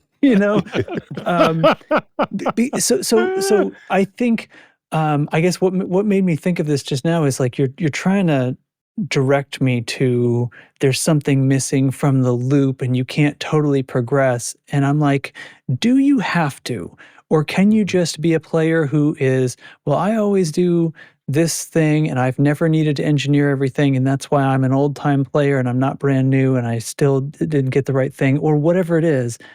Or maybe I'm a brand new player. How am I ever going to get into where I can do hard mode ones? You don't have to, buddy. Don't worry about it. Are you sure? Play the darn things. That? Yes, absolutely. Because the only reason you need to unlock this crap to get good at hard mode is if you want to play hard mode. And you know what? The things actually play the same on easy mode. It's just easier. There's just less bad guys and they don't shoot you as hard. There's been some comparisons made to CQC. Why doesn't CQC work right now? Because they fucking broke the networking when they installed operations, even worse than it was broken before. Is that your question? Oh, really? That's part of it, but what's the result Yes. of all that? What's the result of it? You go to play CQC. What's your experience? Oh! I know what you're getting at. There are 6 monsters, and then there are people who try it one time and fight the 6 monsters and then leave. Yeah. There's So 6 what is it- monsters? I only knew about What one. is the what You is only the know one common- by name, but he has a squadron, and there's several others who are Okay. indomitably good. Some So- of which so- you know by on a first name basis. Let me by the continue way. That's true. leading I because do you've know caught them. you've caught the scent of this, Trax. Yeah. Let me lead you the rest of the way here. What Oh, here we go. what is the common factor in I think what many of you has described as a really important component of the fun in operations? What has to be there?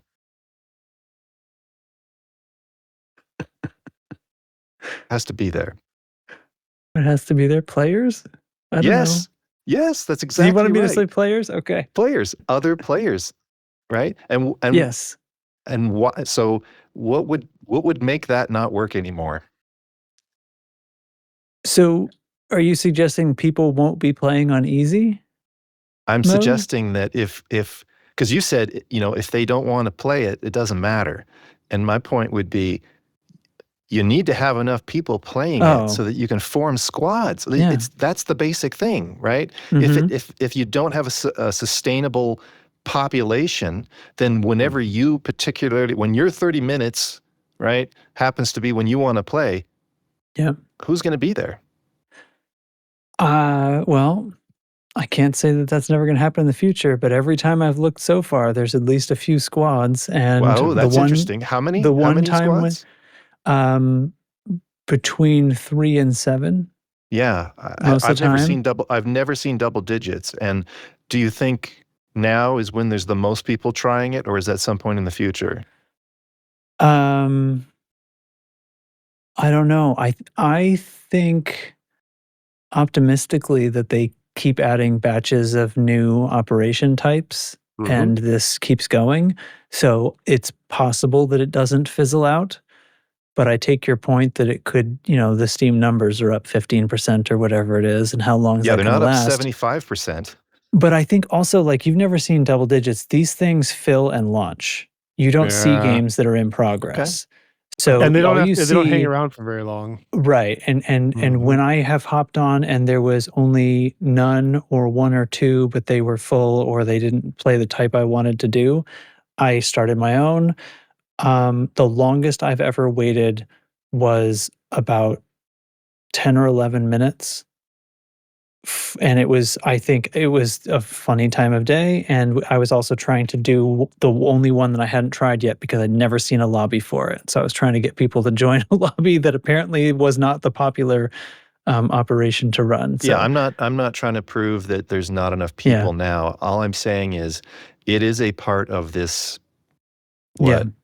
solution that people have to be motivated to keep coming into it and keep it sustained over some period of time. So it can't just be a group of people who are already good at it keep playing, because that'll get boring, or new people bouncing off of it. That's not helpful. That's not as rich of a population of people to play with as there could be.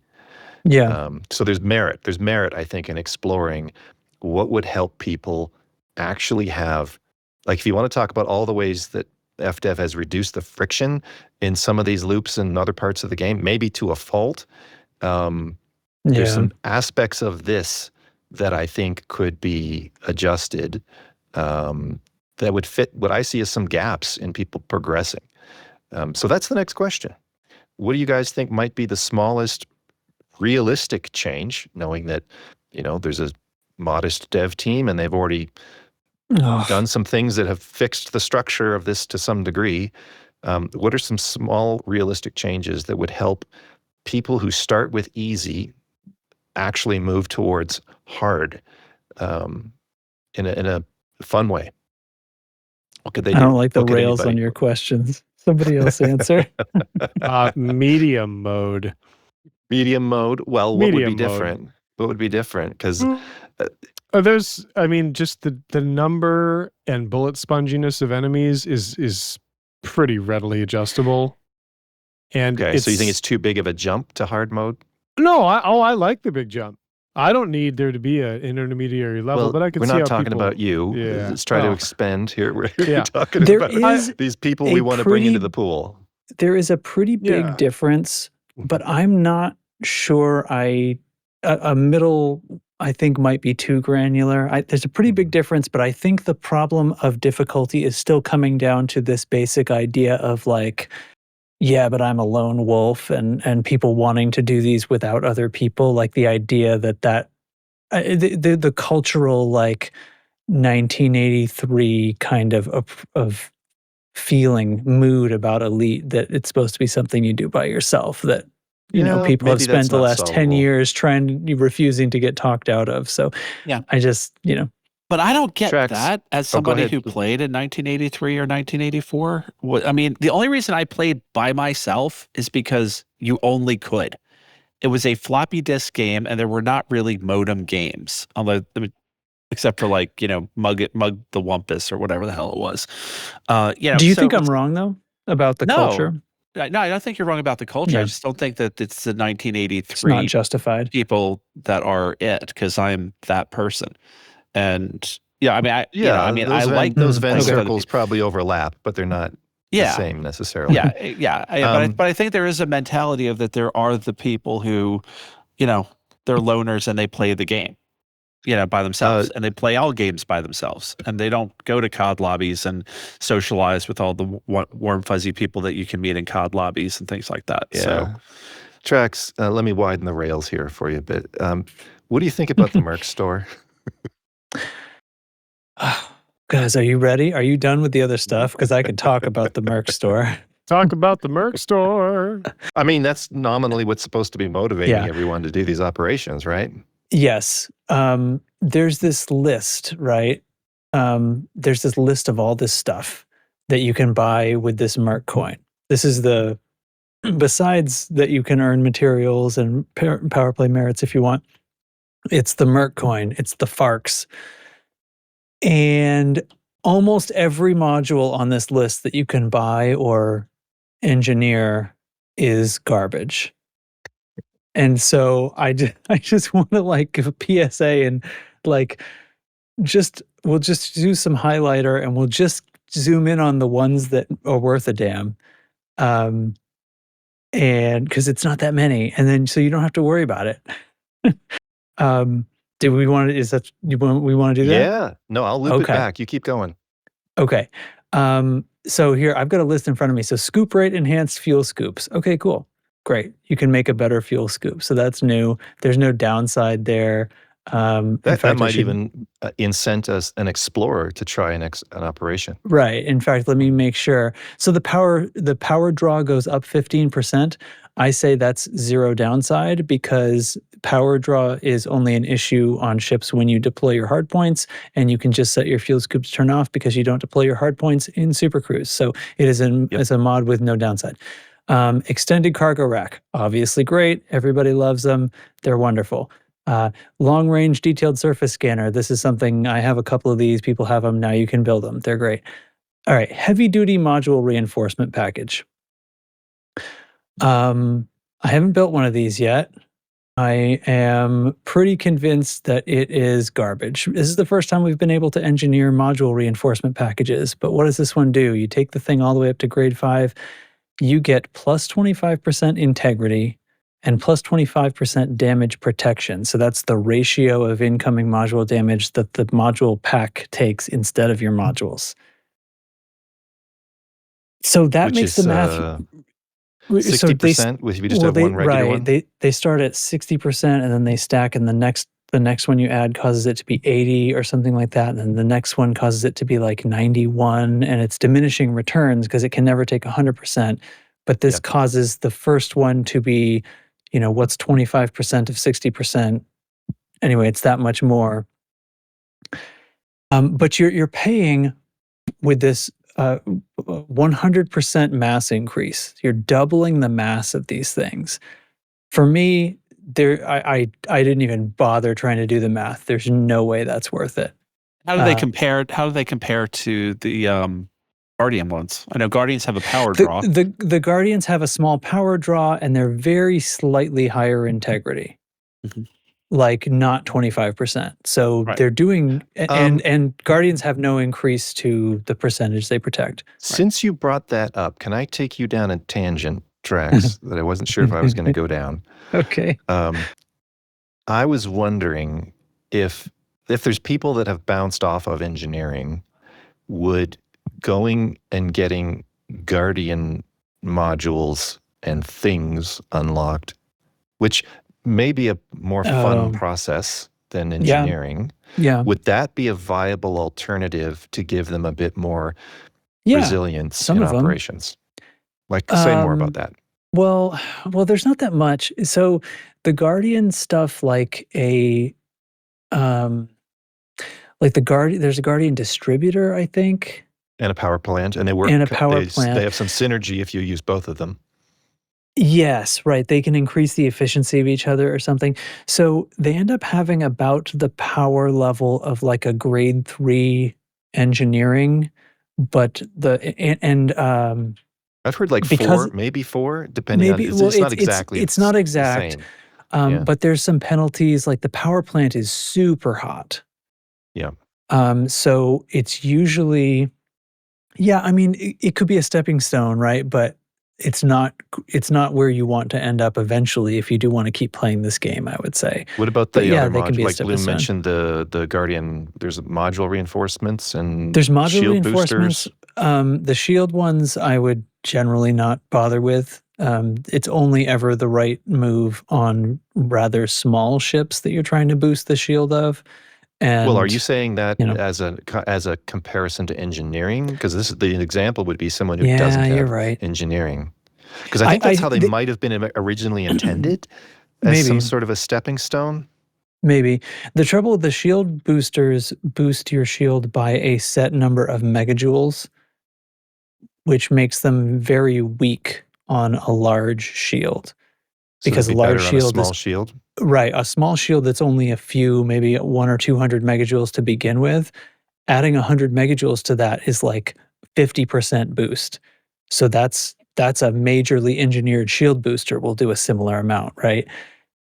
Whereas if you have like a large ship, then your shield is several hundred and you're only boosting it by a few percent, Yeah.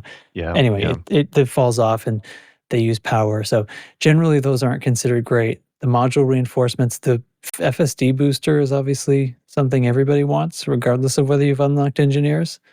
So get that one for sure. Okay. But the power plant and the distributor, yeah, they're sort of an in-between.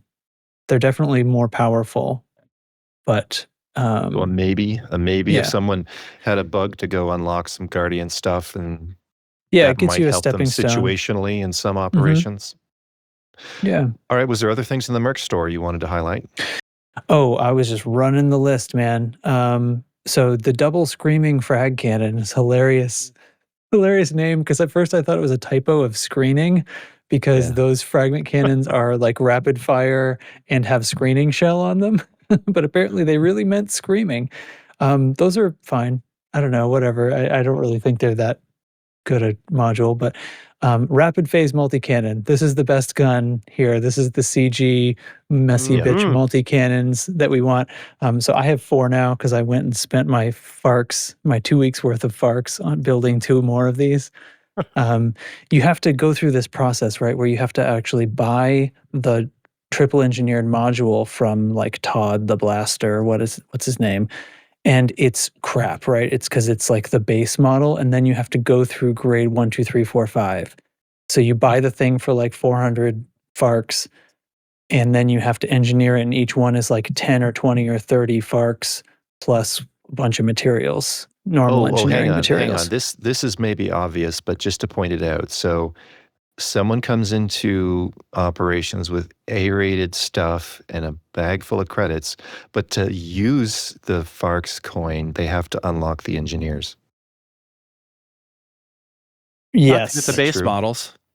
You buy them from the engineers too, Oh, right? Or can you ooh. buy them from other places? I bought mine directly from Todd's base, so I I don't think there know might be other places you can buy the base model. buy the base one. The base one's super not worth it. It has bad Hey. stats. I Okay, also that's noticed, a bit of a downer. Okay. unlike regular engineering, where it Still trying like to kind stand up of for the guy who doesn't have engineering. Keep going. I know. Unlike regular engineering, where each role kind of gets a little bit better, each level, the engineering on these multi-cannons was really weird. Like, one stat would increase as I did the different levels, like per level. Like, so one of Oh, they them increase serially as opposed to in yeah, parallel? almost like that. And some of them, Wow. two of them would move, but one of them would barely move, and the other one go a lot. And then a couple of the levels, like especially on grade 5, like everything was done except its actual DPS hadn't finished going up. It was only like half as good as the gun was supposed to be, and it literally waited till the 5th roll of level 5. So I'm like going roll 1, 2, 3, and it's going by like 0.01%. Like, it's literally not moving. And then roll 5, it goes all the way up to like 60 So that kind DPS. of violates the normal progression where you could get to grade 3 and be 80% as good as grade 5 with some Right. stuff. Yes. What I noticed, at least, and this is the only one of these I've made, is this fixed phase rapid multi-cannon, but it was absolutely not like that. It was like the stats are whatever they assign them to be at each level. So my opinion, don't bother doing the thing. Go there when you have, I don't know what it was. It was like 900-ish Farks and the materials so you need to it's not engineer a worth multi-cannon. partially doing it. Just wait till you can Yeah. do the whole thing. Yeah, Okay. just wait till you do the whole thing, because it won't. The thing was literally only as good as like a regular multi-cannon until like the last roll of grade 5. Like, Got it. your ammo count had gone up on like grade 3, but the actual damage, the thing you care about, was only at Yeah. like 31 damage per second and needed to go up to like 60. It was like halfway there till the very last click. So that was fun. What else is on the list? Okay, balanced power distributor. This is an all new module. It is like charge enhanced and capacity enhanced at the same time. Okay? Oh. Sounds like a great idea, right? Except it's 50% of each of those. So it is half as good charge enhanced as a grade 5 and half as good capacity enhanced as a grade 5 at the same time. What this means is it is not good. And here's why. Because the only thing is, by the time your distributor has enough capacity that you can fire your guns or boost one time, now the only stat that matters is your charge speed, because that is how fast you will be able to continue to boost or continue to fire your guns. Follow? Yeah. Because it's the recharge speed is the only thing, because how fast you can deplete it, and it doesn't matter how much capacity you have, you will have to wait however long your recharge speed is before you can continue doing damage or continue boosting. Therefore, this is simply not as good as a charge. It is basically a grade 2 charge enhanced or whatever with a little extra capacity for basically no reason. So not good. Don't bother. The support focused power distributor. This is the one that was given away, and it's a double engineered power distributor, but it's the engineering you wouldn't want. Bad. Send it away or use it for a missile boat or something. I don't know. And we tried have a really whole hard to episode make on that one. one good. We have a whole episode of that. Can't make it work. Can't make it good. Long range detailed surface scanner. Okay, that's great. I actually this is not. Wait, this is listed twice in my list. I already mentioned that. Can't you get that one at a tech broker? Maybe. I think you can. So some of these things had become tech broker, so maybe. Far-reaching abrasion blaster, the mining tool. I think this was a CG. I don't have one of these, but it's like a focused one, right? So it has higher flight time. Yeah, I love that. Speed. Faster. I mean, I'm a big fan of that tool. Okay, but you use an abrasion blaster once in a blue moon. So and now that you have the repeater on your thing, do you still use it? I use it because I enjoy it. I don't. Okay. I mean, I could use the mining volley to instead of the abrasion blaster, but I prefer shooting and having the precision of hitting my target, because it is messy. I mean, the volley is kind of a messy thing, so it's kind of Yeah, I mean, I'm sending like 10 or 12 or 15 shots, hoping I hit it with one of them, unless I'm like right up on it. So it's not Yeah. ammo efficient to do it that way. Yeah, and yeah, like I said, it's so easy to hit them with the focused, faster velocity. Right. That, Well, neither the abrasion blaster or the volley repeater have But an maybe ammo not. limit. I mean, Right. just like the fuel scoop, is that going to be enough to incent a miner, someone who's in mining all the time, to go into operations to get that A thing? miner I know loves the thing, so. but I already have one. Okay. Okay. But he's already got mean- one. Someone who you might only already need have one one. if they're that committed to it, because it's not new. It's not new like the fuel scoop. Yeah. Right. I mean, Yeah. but if I was able to engineer it, like to engineer it better than it is, Oh, I don't no. know what I would do with that. I haven't but, looked at the stats, but assume There's- it's the same because that's what it's they're the So doing. not everything on this list is engineerable with Merc coin. Just some Let me of them. let me just look. Let me jump back to so far-reaching abrasion blaster. Yeah, this one you do just like the multi-cannon. You have to buy it base level and then build it up to grade 2, 3, 4, and 5. So it costs however many hundreds of a few hundred, I assume, Farks to buy the unit, and then you're paying 5 Merc coin plus some plus some stuff for. But the engineering gets it up to what the one that, say, Yes. Bloom already has is, right? Not Yeah, better. so you get 400% max range, 400% shot speed. This is plus 400%. 400% damage fall off start. Apparently the thing has damage fall off, news to me. Minus 50 to thermal load, distro draw, and power draw. And the integrity is minus 50%. But is So that the that's a same good as the friggin' one deal. Is that the one you already had? The same? I mean, I wasn't looking at the statistics. I mean, when I pull the trigger, the volley goes fast and it hits. And I that's think it. it's safe to assume it's the same. That's what they've done Yeah. for basically everything else. So yeah, where but I it's don't a think it makes repeat. I don't think it makes a performance difference other than a fast volley. But just to be clear, it isn't the case that although these are a version of these came out in a CG, it's not like you can make them better than the CG one by applying more Merc coin and engineering. Correct.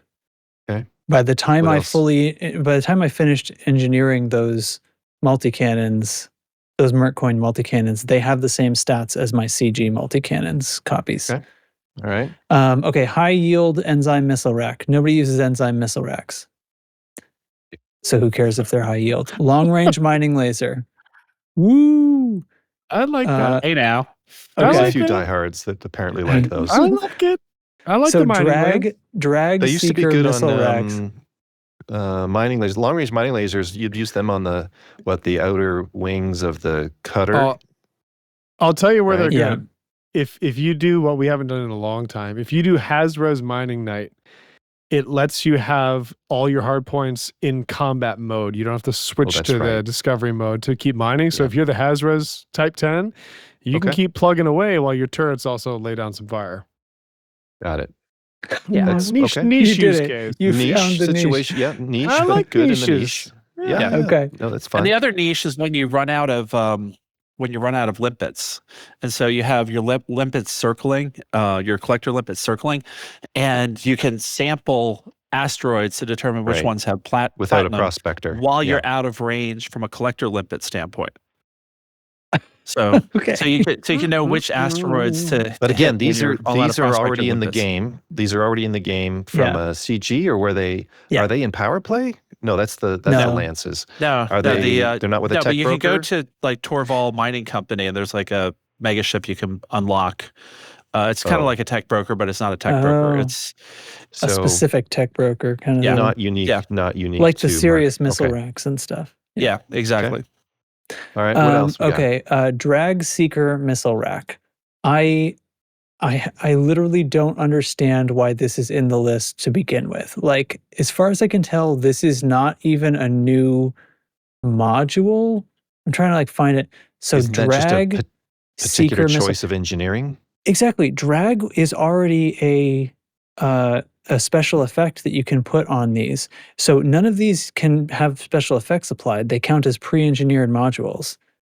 why would I pay Farks to get something that I could just take a seeker rack, engineer it for high capacity, and then put drag on it? If you don't have engineering unlocked, maybe? But you have to have engineering unlocked to create this thing. You start it Oh, from grade that's 1 and work it right. up through grade 5. That is And then you so end up with sad. the ammo clip goes up to 200%, the ammo maximum, the rate of fire goes up, and damage per second goes up equally for 25% for 150% increase in mass, higher distributor draw, and higher power draw.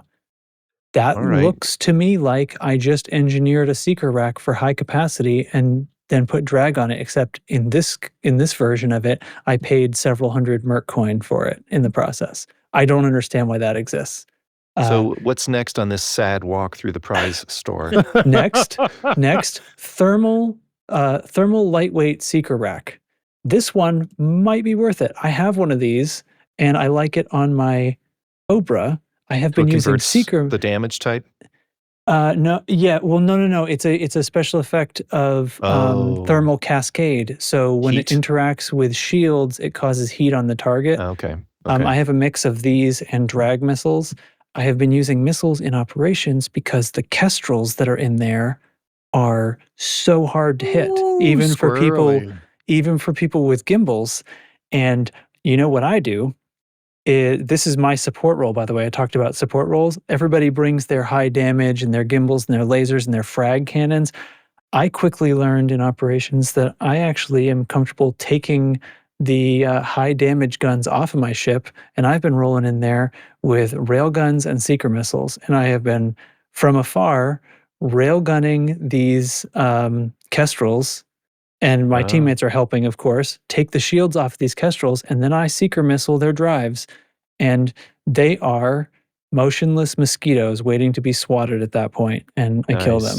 And I got my kestrel kill time right down, and everybody is pleased to see me shooting their drives out. Also, another thing to watch out for in these combat things is when you see elite Corsairs. They are rail plasma Corsairs, and they mean business. They will plasma ram you. They do not fuck around. The Kestrels will ram you too, but it means a lot less for a small ship. But they will blast you with plasma, and it's devastating, and they'll ram you. So once again, we clean their shields off. The shields aren't too bad on those Corsairs. Clean the shields off, and then I missile their plasma accelerators, and I take their guns off, and then we ignore them, and we go kill their ships for a while because they are harmless at that point. So this was the second maybe good combat module in the list? The lightweight seeker, which is cool. Lockdown seeker missile rack. So this was a seeker that has the FSD interrupt thing. This was a CG module. I don't know, I think you got to be a ganker to want that. But right? Normally that effect is only on dumbfire missiles? That's right, yeah. Okay. So, I don't know, that might be worthwhile to you. Probably not. I wouldn't pay ARCs for it. You probably got one in the CG if you care, if you're the sort of player who cares. Okay, so here's a new one, the plasma conversion on lasers. All 3 lasers have this plasma conversion. Now, I gotta be honest with you, this looks like the dumbest fucking thing I've ever seen. Plasma conversion, let me click on it and get the stats up. You're so kind. By the time you're taking this thing up, by the way, you have to you don't buy the module, you take any regular laser, and so now you gotta do grade 1 and 2, 3, 4, and 5, instead of just 2, 3, 4, and 5 on the others. So this thing, what it's doing is it's trading 15.5% of your laser's thermal damage and turning that into 15.5% of plasma damage. And as best as we can tell, plasma is what the game has started to use. And as best I can tell, I guess I shouldn't say for sure. I don't know if they mean pure absolute or if they mean the plasma ratio, which is 60% absolute and then 20/20 kinetic and thermal. Yeah. It could be either one.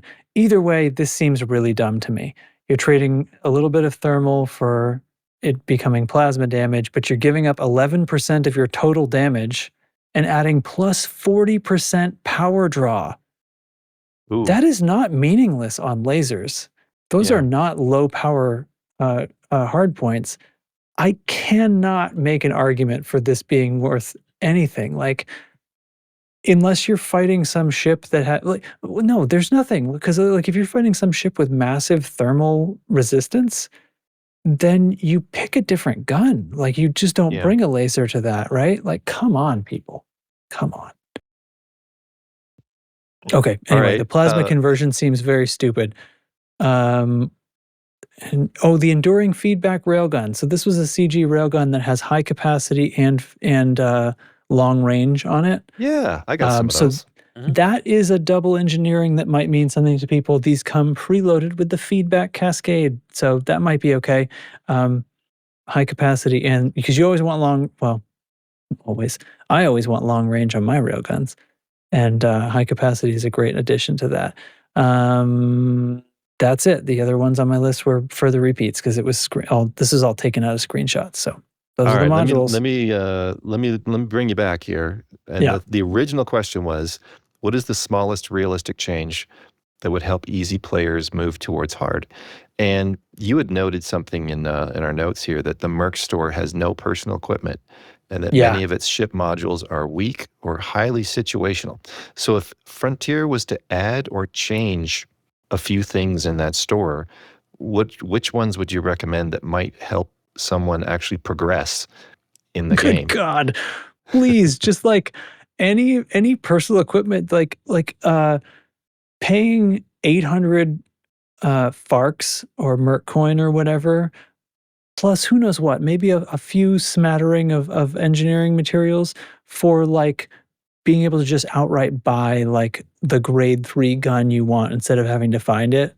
Like Farks for grade 3 guns, even grade 3 just blank guns, that'd be fine, right? Just get the base upgrades on there.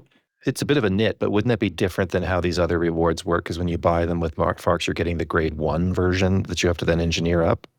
Yeah, but that sucks. But it's on foot stuff, so why not? Well, on foot stuff works different already. That's right. Like, and I think it needs such a buff. The on foot stuff is so weird, and it's like, I don't know. I'm trying to be reasonable here. I'm not saying like sell us grade 5 stuff. Okay, let me thread on this. What if it was a gun, like they've done double engineered modules? What if it's a gun that had like 5 engineering things on it instead of 4? Or I don't know. I don't like it. I don't like it because then I have to go get that, and I already have like grade 5 guns. You know what I mean? So I don't dig that, because it's like you're not helping. As an answer to your question, like, is it really helping the person move up? I don't know, because if they made it sincerely better, then they would have all kinds of engineering mats. It might help with the stickiness of people that are already good at it.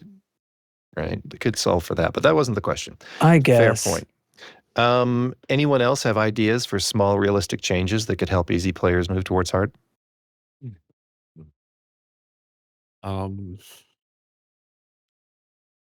Frontier's listening.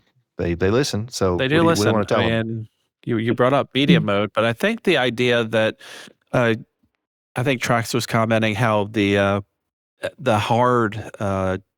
hard mode, it drops better mats that are useful for the future. I think, dropping some useful things, at the lower levels might be useful too. I mean, just buffing it might be too low. Yeah. It might be too low to successfully bootstrap an easy mode. Yeah. What if you could get a coupon or a ticket that unlocked an engineer? Ooh. Like it costs 2,000 Farks or something? And you can just pick the engineer you want. Maybe you could pick the engineer, or maybe it's for a particular engineer. I don't know, maybe both. I'd almost tree it. Like you have to kind of have like unlock the first and the second and the third. Maybe. Some of them are much more. Some of them are much more attractive than others in terms of what they engineer and what you're practically going to use. But as much as I did not enjoy and spend as little time as possible doing on-foot engineering, doesn't it also do the thing that ship engineering does, where it kind of makes you taste everything? It does, but this is also about providing, multiple ways to blaze your own trail. And if some people bounce off one, maybe they'll be captivated by the other. Mm-hmm. Like, it's And I how think many that ways can we encourage people to progress through this and build a vibrant population of people playing it? Yeah, I mean, I think you got some diehards that would be like saying, "Well, I had to unlock the engineers the old-fashioned way, damn it, these guys have it I would easier." But I would I'm direct them fine back with to that. our I'm pivot fine with that. about smugness. Right. And I'm not saying Have that that I'm smug. I conversation. mean, I'm fine with, operations as a gateway to unlocking engineers by a different mode. I think it's great. I think that would Okay. be really cool. I mean, I think you would hear the same people that are never satisfied about anything, grumbling. Yeah. And half of them Before I didn't bring up unlock the engineers themselves. Before I bring up the finale question, does anyone have anything else they want to talk about operations? I have one. I think the biggest criticism I haven't Okay. mentioned yet. Go for it. Okay. The thing that Chig has been shouting about for calendar years, that ships need loadouts the way suits have loadouts. Mm-hmm. There has never been a brighter spotlight on the absolute unarguable need for that feature in this game than operations.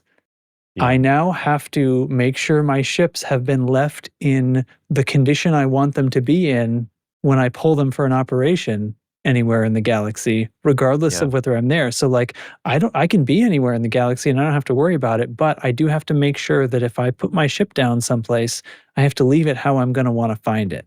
And then if I turn around in game and I want to go do something, I have to take that ship and return it to its operation condition before the next time I go into the operations menu and choose to pick that ship out. Yeah. And that blows. Yeah. So we need loadouts. And I honestly, even if they're only available in operations, like that would be sort of weird. And I don't know why you would make that choice, but like if that's the way it's got to be, it's worth it. Just they have to be there for operations sake at least. I need to have loadouts selectable in operations. And it would be fine because like whatever, the rest of the ship is the rest of the game is contiguous, and this is the little instanced out of reality section. Mm-hmm. So it needs, at a very minimum, the operations part of the game needs ship loadouts. It needs them yesterday. Said. Well said. Yeah. Mm-hmm. Anyone else? Okay. So we've talked about how you can be in this game. You could have played this game for 11 years and become a veteran in any one of a number of game loops. Several of which don't necessarily prepare you for being operations ready. And even if you are good in some of them that you might think are appropriate, it's the convergence of them that can actually create both the difficulty and maybe some of the satisfaction with being able to use this sort of variety of skills all together in one thing with your friends. We've talked about how some of this could be improved by what the player does through their experiences in the game. We've talked about how even being in a community such as ours enhances that. And we've talked about some ideas that Frontier could maybe implement at some level. So the responsibility, if we talk about who owns the bridge between taking this wide variety of, call them elite veterans, and we'll include the new people in that too, because there's people that are, bouncing off of operations that maybe haven't played for 11 years, but they're not half bad at some of the loops they play. Who owns the bridge between taking those populations and making them operations ready? And who has the greatest leverage to make that happen? So the responsibility could be either with the player, the communities, with Frontier themselves. But if only one of them could act first, which one do you think might change that outcome the most? If our goal is to build a vibrant population of people who are, signing up every time we want to sign up to play an operation.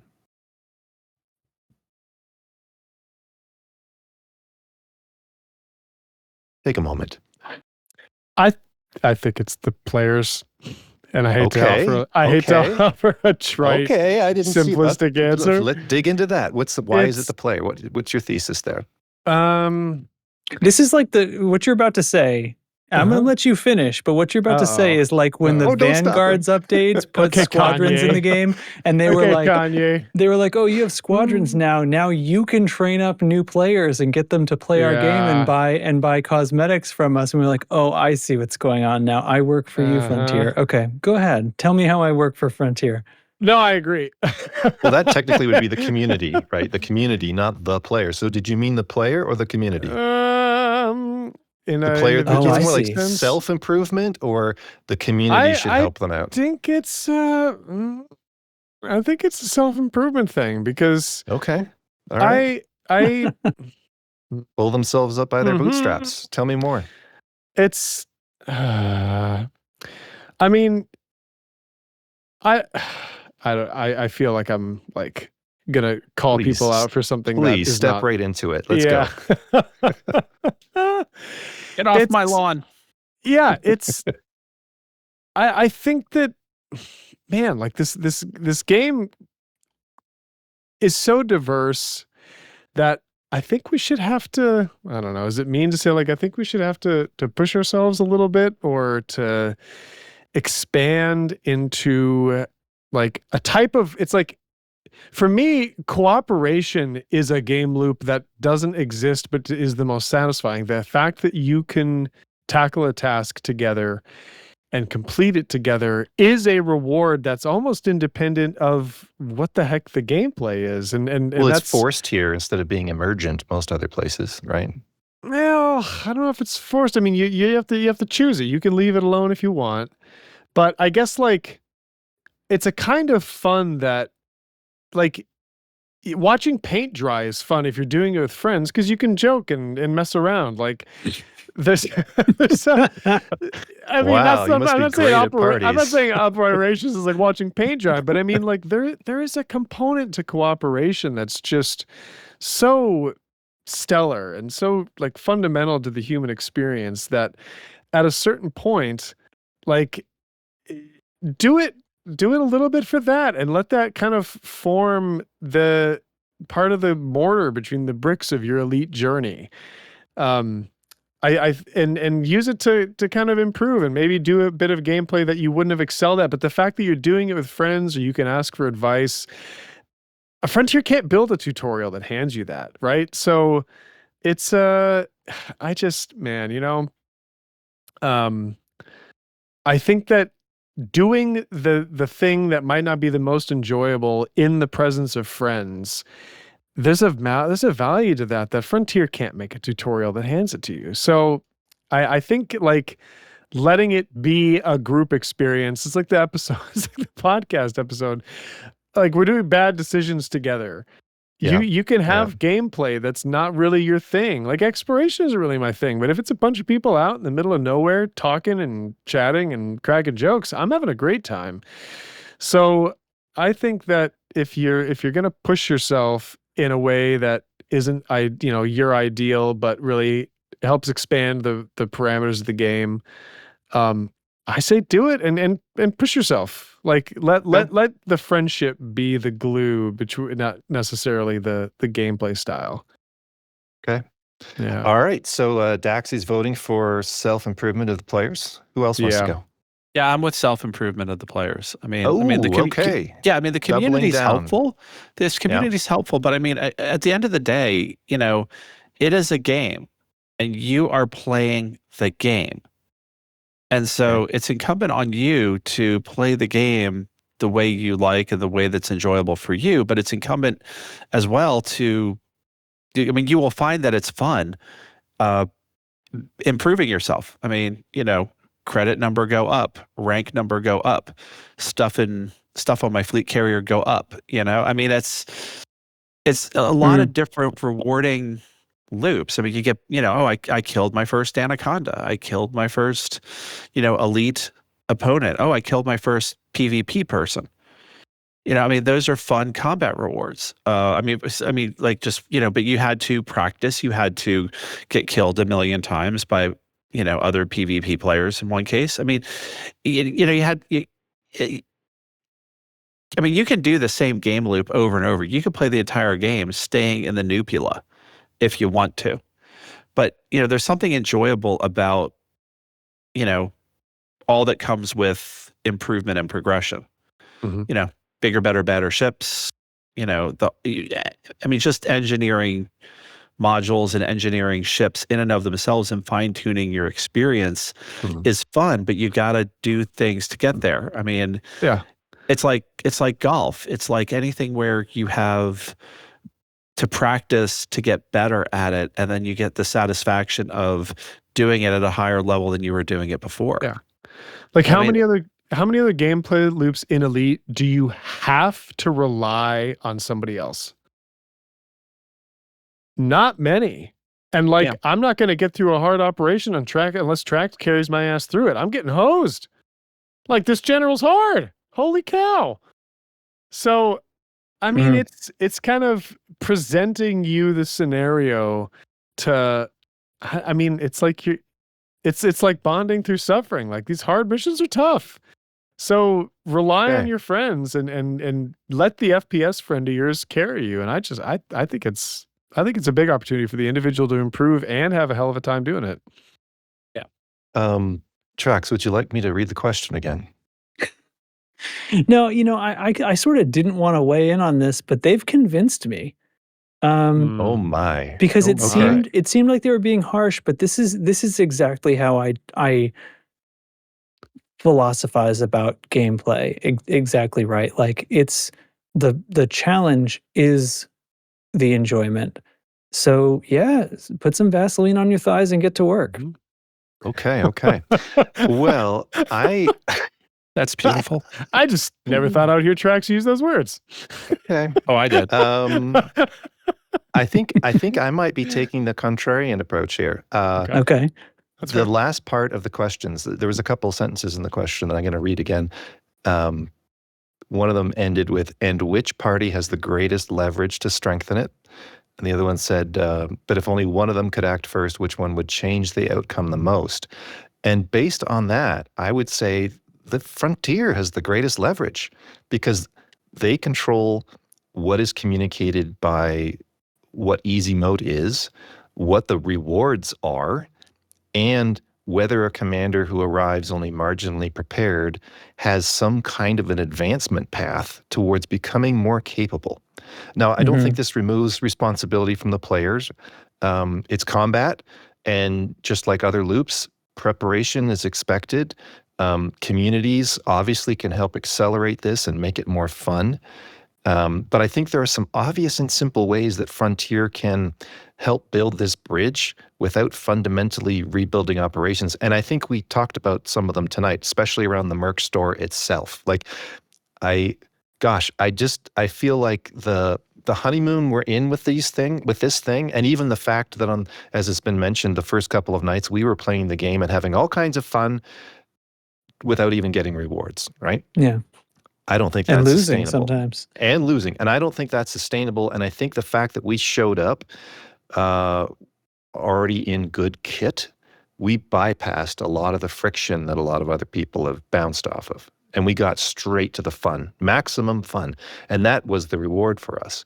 I think if you want to have a broad audience that plays this over time, there's a reason other games have robust rewards for different loops. So I would say the Merc store, it reminds me of, when I would take my kid to Chuck E. Cheese and they only won a few tickets. And then there's that sad walk through the prize store and they come out with like 2 stickers and that rubber octopus that walks down the wall. Yeah. There's so much more they could do with that Merc store instead of it being the junk drawer of CG leftovers. Right. Yeah. Yeah. Right?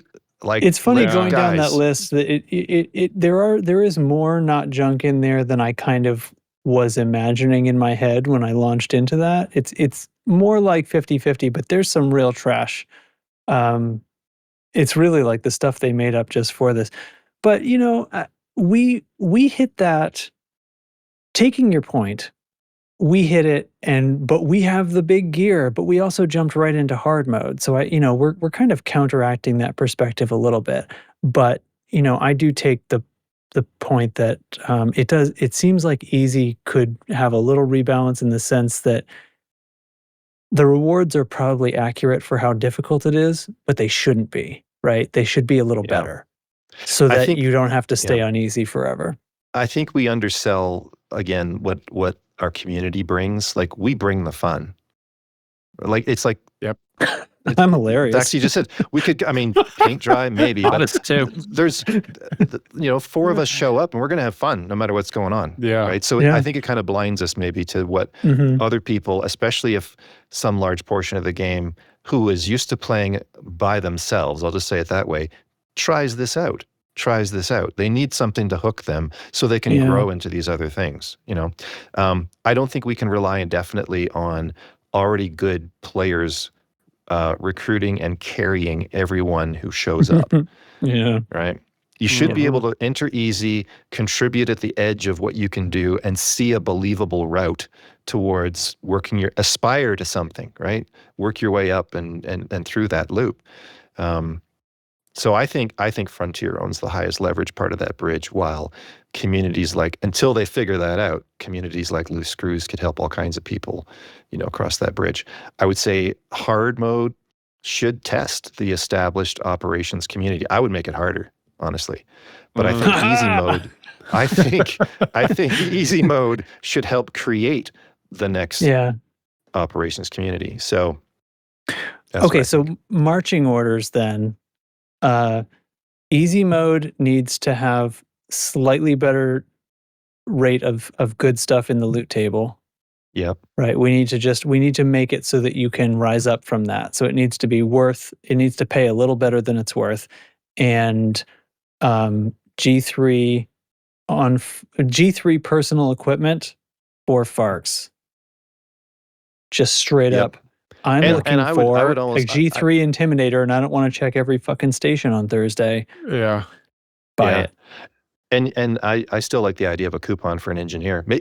Like, it could be like the gateway drug to engineering, right? Find the best engineer and start. But you only get one. Yeah, you get to choose which one it is. Yeah, you get to choose which one it is, but you only get one.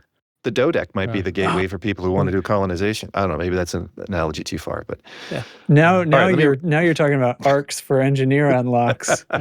You got to leave that F. That F in front of Farks is doing a lot of heavy lifting to keep us out of the danger zone. Farks. All right, let me wrap this up. So Frontier may have created an activity that causes ordinary elite players to meet and cooperate with strangers. That may be a bigger achievement than creating just 6 awesome missions. But the promise of operations is not merely that experienced commanders receive another place to use the equipment they finished years ago. Its greater potential, I think, is to become a framework through which players learn new roles, develop new capabilities, and become part of teams and ultimately a community. A good squadron can bridge the readiness gap informally. A good progression system should bridge it deliberately by making readiness clearer and ensuring that playing easy mode leaves a commander better prepared than when they entered. A flagship activity should not merely reveal the progression divide, it should help close it. And so, are we not entertained? We are. The challenge is making sure the invitation extends beyond the commanders who arrived already dressed for the arena. Easy should help prepare the next group to enter it. Great Russell Crowe impression. Thank you. Spot on. How did you write that before we had this discussion, but still have it include all the stuff that we said during the discussion? Wow. We What's could do a going behind on? the scenes episode one time. He's chat GPT in this right now. Walk travel. To walk through how we engineer this journey. I think he's a magician and he just did a card trick and he told us all what to say the whole time. I think so. Walked right into it. Before we go here, I think we might have something in the intergalactic mailbox? Yeah, we got a little thing in the intergalactic mailbox. We haven't had one of these in a while. Just if you guys haven't followed along in the Discord, just Loose Screws, we got a lot of big personalities, got a lot of chatter that flies around, a lot of loose talk. Easy to get someone's hackles up, maybe broach on a little potentially legally actionable speech. We had to reach out through the interdimensional mail. There's a lot of universes out there. I found one where we could get some legal representation, and we've been communicating. We had to go to another dimension to get legal representation. Got it. I couldn't find any here. Reached out, got a guy. He sounds reliable. But he prepared a statement for us in regards to some certain discussions in the Discord, and I think we should just let him speak for himself. Let's see what he has to say. Okay. Well, yes, I dare say. Hello, yes, it is I, Sir Tottenham Hottentot III, Esquire, barrister, in contract of the Lucy's podcast. It has recently been brought to my attention, although I will admit I find myself quite unprepared to deal with this current request. That a certain cease and desist letter requires addressing from a certain Commander Alec Turner from Lave Rodio. It must be the Italian language Elite Dangerous podcast. Yes, well, as a barrister representing the legal matters of Lucifer's podcast, it is in brought to my attention we have been requested to cease reporting on a variety of activities from a certain Alec Turner. And I dare say, I find this entirely unacceptable. It is entirely within the legal right of the Lucifer's podcast to report on all racing activities, photography, experimental crater descending techniques, and Robocop consumption. I dare say, and with these threats of ongoing complaints in the Pilots Federation, challenging the Loose Screws podcast to an entirely unjustified SRV race, I find it entirely unacceptable. And we counter, I dare say, we counter with our own cease and desist letter. If these unnecessary cease and desist letters do not cease in cluttering the Loose Screws podcast interdimensional mailbox, well, then I dare say that we will be seeking a restitution, on the favour of 5 brass farthings from a certain Commander Alec Turner. And I dare say I require a legal response within a fortnight, or this legal action will be pursued forthwith. Thank you, Sir Hottentot III, Esquire, barrister of Loose Screws podcast, signing off.